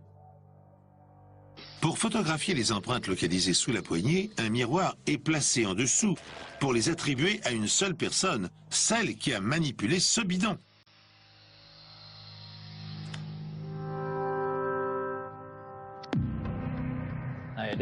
J'ai ensuite comparé les empreintes et identifié l'index, le majeur et l'annulaire comme étant ceux relevés lors de la prise d'empreinte de Matthew de Gruchy. Cependant, Matthew s'était servi du jerrycan à plusieurs reprises. C'était lui qui remplissait les réservoirs d'essence des voitures de la famille. Mais qu'en est-il du sang qui appartient peut-être à l'assassin? Le sang dilué dans le couloir et les petites taches situées derrière le lit de Jennifer ne correspondent pas aux autres éclaboussures de sang. Les enquêteurs attendent les résultats des tests sanguins effectués sur un jeune homme qui affirmait avoir trouvé sa famille assassinée dans leur maison près de Wollongong. Matthew de Gruchy et son père Wayne se sont prêtés aux tests dans un hôpital local alors qu'ils continuent d'aider la police dans son enquête sur le triple meurtre. L'avantage de l'ADN, c'est qu'on peut facilement distinguer un individu d'un groupe. Ici, nous avions une famille. Et j'ai pu, en faisant une simple analyse ADN, différencier chaque personne de la famille, même s'il s'agissait d'un groupe d'individus avec des liens de parenté. Le docteur Goetz a reçu des dizaines de prélèvements effectués dans la maison et doit définir à qui appartient le sang des différents échantillons et lequel est potentiellement celui du tueur. Le sang était dans la majorité des cas celui de la victime. Mais les taches de sang situées derrière le lit de Jennifer et dans le couloir contenaient de l'ADN correspondant à Matthew de Gruchy et à aucun autre membre de la famille. Comment le sang de Matthew est-il arrivé là? Sa petite amie Alyssa dit à la police ne lui avoir vu aucune blessure la nuit des meurtres. Comme Matthew a déclaré être allé chez sa petite amie, on l'a évidemment interrogé dans le cadre de notre enquête. On a réussi à reconstituer en partie son emploi du temps. La police sait que le couple s'est parlé à 20 heures. Matthew avait convenu avec Alyssa qu'il viendrait ce soir-là. Comme il ne se montrait pas, elle a téléphoné chez les De Gruchy pour lui parler. Ça, c'était vers 22 heures. Personne n'a répondu à cet appel. Alors elle est allée se coucher, sans savoir si Matthew allait venir finalement ou non.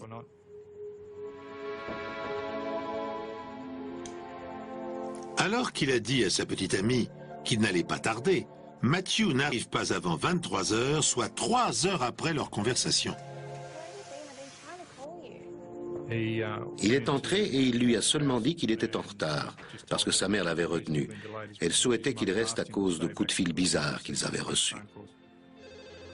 Il a affirmé qu'un des interlocuteurs avait dit « 3 membres de ta famille vont mourir ».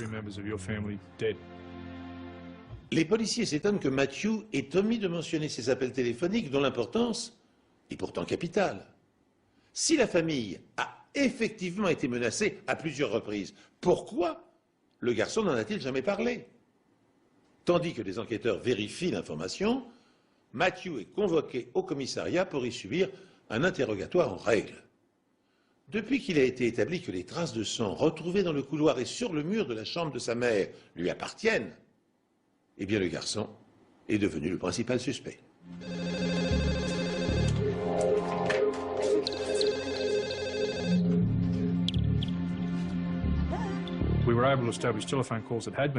On a retracé les appels téléphoniques en rappelant les gens qui avaient passé ces appels.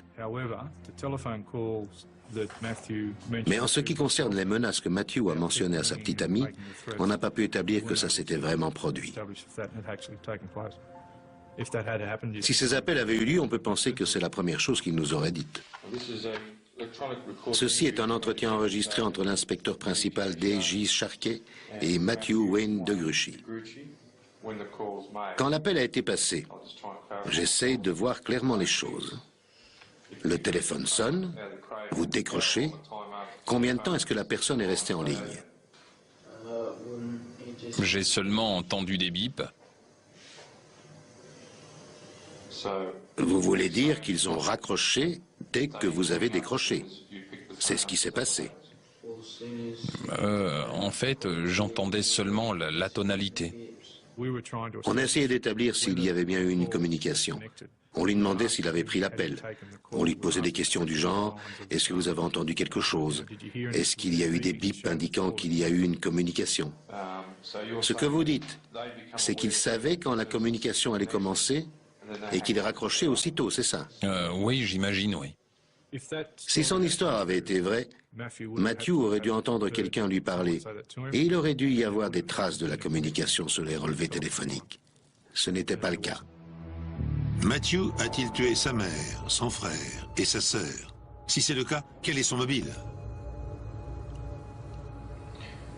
Est-ce que vous vous êtes déjà, dans le passé, disputé avec votre mère au sujet de l'utilisation de la voiture?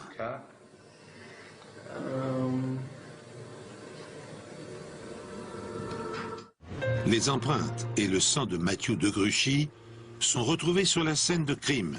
Il dit à la police qu'il était chez sa petite amie la nuit des meurtres et qu'il était arrivé tard à cause d'appels menaçants reçus par sa famille. Mais quand la police vérifie, elle ne trouve aucune trace de ces appels. La police continue d'interroger son principal suspect, cette fois-ci sur la découverte des corps.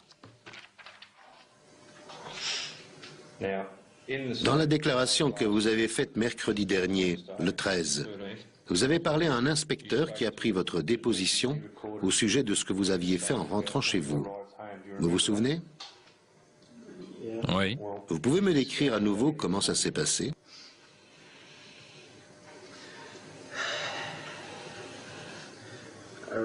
Je suis arrivé à la maison vers 8h30, 8h35 peut-être. Hello. Matthew déclare à la police être revenu chez lui ce matin-là pour prendre son portefeuille qu'il avait oublié en partant et être ensuite allé directement faire des courses. Dans votre déposition, vous dites avoir quitté la maison et être allé acheter des cigarettes, c'est bien ça? Ça n'enregistre pas quand vous acquiescez de la tête. Vous devez répondre par oui ou par non. Mais oui. Et ensuite, vous êtes revenu à la maison? Oui, après être allé au magasin. C'est ce que vous avez indiqué dans votre déclaration ce jour-là. Vous êtes rentré chez vous après être allé acheter des cigarettes au magasin. Oui. Qu'avez-vous fait ensuite? J'ai ouvert la porte d'entrée. Je suis entré. Je suis allé dans la cuisine. Et là, j'ai trouvé que c'était très silencieux. J'ai retraversé le couloir.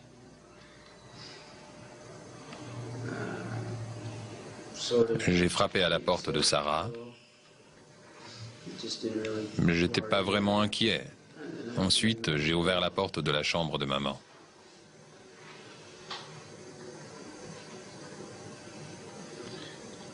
Qu'est-ce que vous avez fait après ça? J'ai compris que ma mère était morte.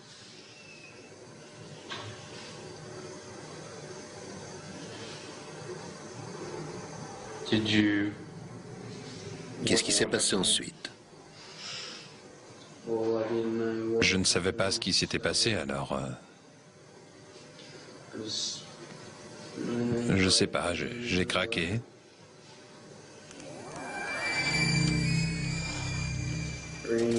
J'ai couru dehors pour chercher de l'aide. Et j'ai vu Steve de l'autre côté de la route. Il y a un problème avec maman et Sarah. Dans sa déposition, Steve Bailey a affirmé que Matthew était sorti et avait dit « Il y a un problème avec maman et Sarah ». Il y a un problème avec maman et Sarah. Quand on a interrogé Matthew, on lui a demandé ce qu'il avait fait après être entré dans la maison. Et on lui a notamment demandé précisément « Êtes-vous allé dans la chambre de votre sœur ?» Êtes-vous allé dans le salon à ce moment-là? Non. Et à ce moment-là, êtes-vous allé dans la salle à manger? Non. Dans la cuisine? Non. Êtes-vous allé dans la chambre de votre sœur? Quand on lui a demandé s'il était allé dans la chambre de Sarah, il a répondu non. S'il n'y était pas allé, comment pouvait-il savoir qu'il était arrivé quelque chose à Sarah? Vous êtes allé en voiture chez Alissa, c'est exact? Oui. Et vous êtes arrivé autour de 23 heures, c'est ça? Oui. C'est ce que vous avez dit dans votre déposition précédente. Oui. Vous conduisiez la voiture de votre mère, c'est exact? Oui. Matthew avait utilisé la voiture familiale plusieurs fois. Il avait fait pas mal de kilomètres avec celle-ci, à ce qu'on nous avait dit. Et la famille avait décidé qu'il utiliserait plutôt la voiture de son père, le véhicule de fonction de son père. Normalement, le père de Matthew aurait dû être à la maison ce soir-là, mais il était finalement resté à Sydney. Et donc Matthew ne pouvait pas utiliser sa voiture. Il devait prendre celle de sa mère pour se déplacer. Matthew est donc la dernière personne à avoir eu accès à la voiture la nuit des meurtres. Est-ce que vous vous êtes déjà disputé dans le passé avec votre mère à propos de la voiture?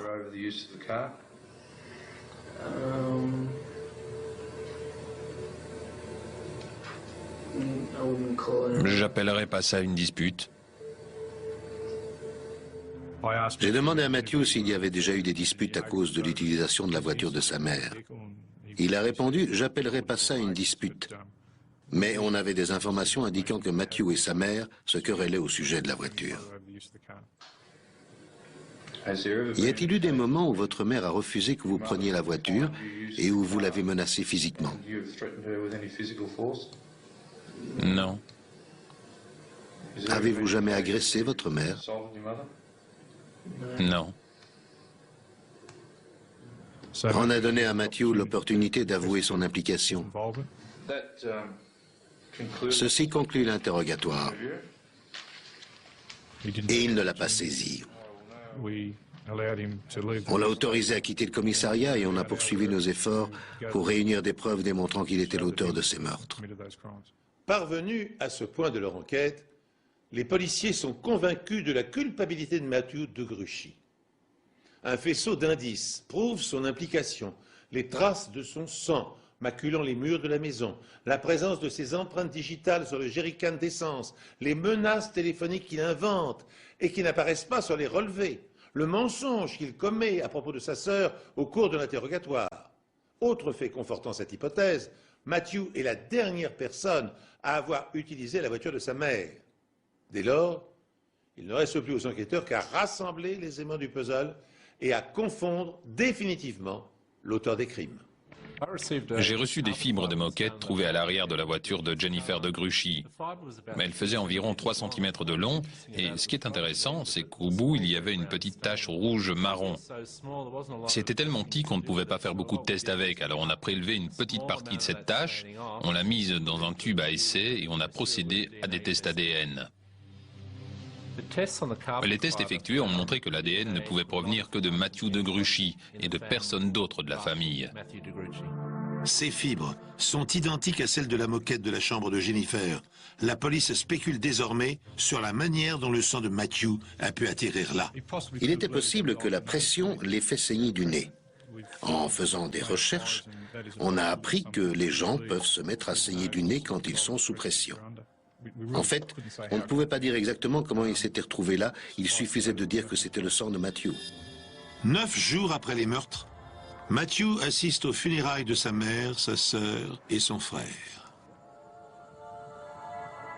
Il faut attendre encore 2 mois avant que la police ne fasse la découverte majeure qui va lui permettre de clore son enquête. Cela fait maintenant 2 mois que Jennifer, Sarah et Adrian ont sauvagement été battus à mort. Matthew de Gruchy, le principal suspect, passe son temps entre sa maison et celle de sa petite amie. La police continue de collecter des preuves et par chance, un groupe d'adolescents intrépides va lui fournir une aide décisive. J'avais environ 16 ans à l'époque. J'avais des copains qui vivaient juste à côté de cette vieille carrière. Il y avait un grand barrage là-bas, et ce jour-là, on avait décidé de sauter à vélo dans le bassin.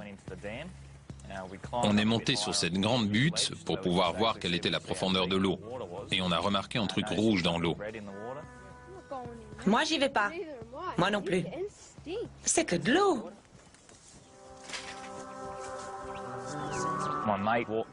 Un copain est allé dans l'eau pour prendre le sac. Il est ensuite revenu vers nous.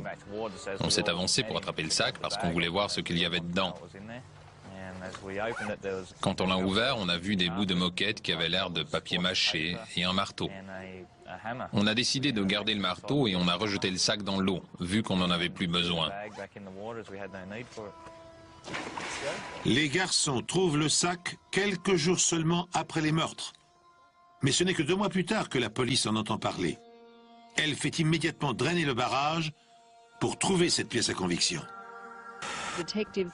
Les enquêteurs ont ratissé une digue à Winona.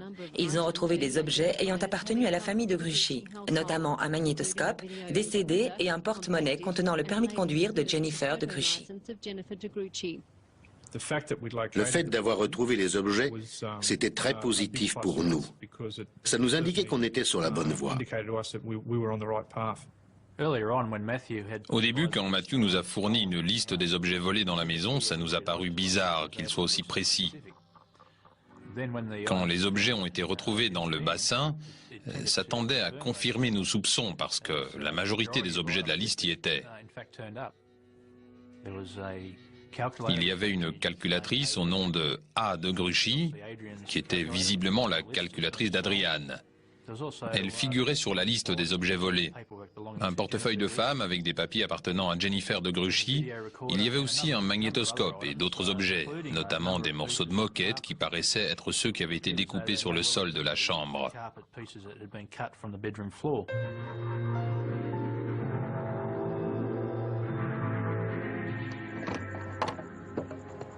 Matthew a-t-il eu le temps de tuer 3 personnes, mettre en scène le vol, découper la moquette, nettoyer le sol, aller en voiture jusqu'à la digue pour se débarrasser des pièces l'incriminant et se rendre chez sa petite amie? Tout cela avant 23 heures?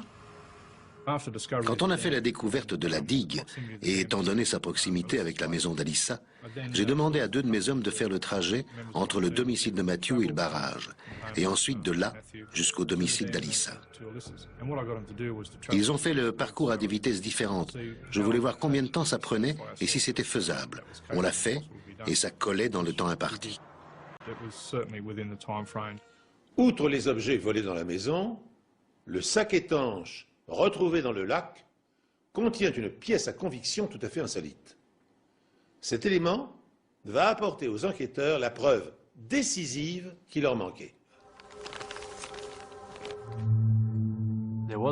Il y avait aussi un petit sac en plastique qu'on pouvait refermer. Il contenait des pansements et ce qui semblait être des petits morceaux de papier déchirés. Sur le papier, il y avait des choses écrites à la main.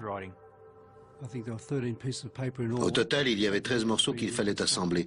Le document avait été mouillé, il avait séjourné dans de l'eau. Certaines lettres avaient des teintes dans les fibres du papier. Quand j'ai réussi à reconstituer le document, il y avait un certain nombre de mots dessus.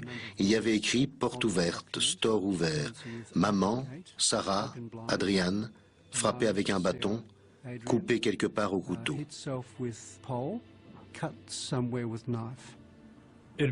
Une fois reconstitué, ça avait l'air pour nous d'une liste des choses qu'il fallait faire pour faire croire que quelqu'un d'autre avait commis les meurtres des 2 Gruchy.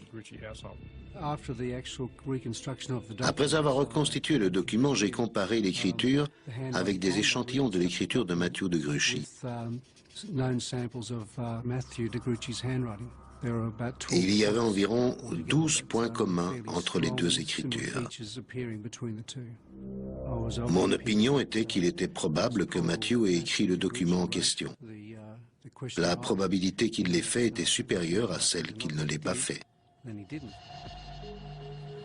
On l'a arrêté et inculpé du meurtre de sa mère, de son frère et de sa sœur. Le journal de 19h, présenté par Ross Simons. Bonsoir. Un habitant de Wollongong de 18 ans a été placé en détention provisoire après avoir été inculpé des meurtres de sa mère, de son frère et de sa sœur. Matthew de Gruchy a été arrêté à l'issue d'une enquête de 3 mois sur ce triple homicide. Matthew affirme avoir passé la nuit chez sa petite amie et n'avoir découvert les corps que le lendemain matin en rentrant chez lui. Le substitut du procureur de la couronne, Paul Conlon, affirme que des preuves ADN relient Matthew à la scène du crime. La découverte des fibres de moquette tachées de sang, qui étaient en réalité le sang de Matthew de Gruchy, a été capitale dans cette affaire quand on a parlé des morceaux de moquette découpés dans la chambre principale.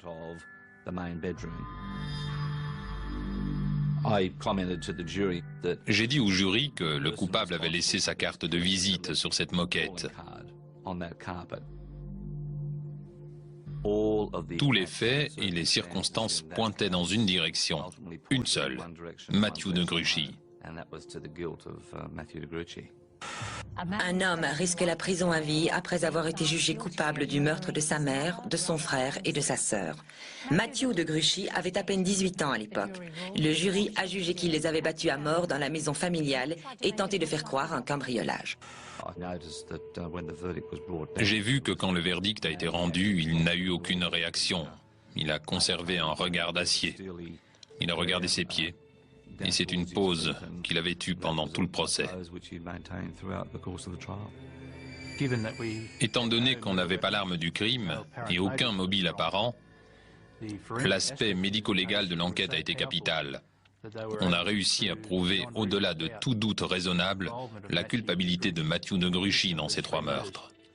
Durant le procès, le père de Matthew, son oncle, et Sarah, sa petite amie, témoignent en sa faveur.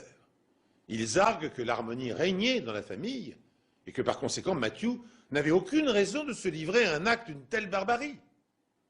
L'avocat de la défense plaide pour sa part que des cheveux retrouvés dans la main de son jeune frère n'appartenaient pas à Matthew. Peut-être appartenait-il à l'homme qui s'était suicidé une semaine après les meurtres en laissant une lettre dans laquelle il avouait avoir peur d'être accusé des crimes. Le procureur rejette cet argument, considérant que les cheveux longs de 8 cm devaient être ceux de Sarah, que Matthew avait dû transporter avec lui dans le garage. L'acte d'accusation étant maintenu, le jury condamne Matthew de Gruchy à une peine de 21 à 28 ans de prison. S'il fait preuve d'une bonne conduite, il sera libéré au plus tôt en 2017. Il sera alors âgé de 39 ans. Est-ce parce que sa mère n'a pas voulu lui prêter sa voiture ou pour une autre raison? Je ne sais pas. Tout ce que je sais, c'est que toutes les preuves désignaient Matthew et personne d'autre. La seule personne qui sait réellement pourquoi il l'a fait, c'est Matthew lui-même. Matthew a-t-il tué 3 membres de sa famille dans le seul but de se venger de sa mère qui lui interdisait d'emprunter sa voiture? Cette explication est à peine croyable. Les psychiatres, consultés comme experts durant le procès, ont avancé l'hypothèse que Matthew pourrait souffrir d'une grave maladie mentale non diagnostiquée. Les tendances psychopathes qu'il portait en lui se seraient brusquement transformées en folie meurtrière et auraient explosé comme une bombe. Quoi qu'il en soit, sachez encore qu'un inspecteur impliqué dans l'enquête a démissionné de la police tant il avait été traumatisé par l'atrocité de la scène de crime. Chers amis, ainsi s'achève cette émission. Merci de nous être fidèles et je vous donne rendez-vous pour un prochain épisode des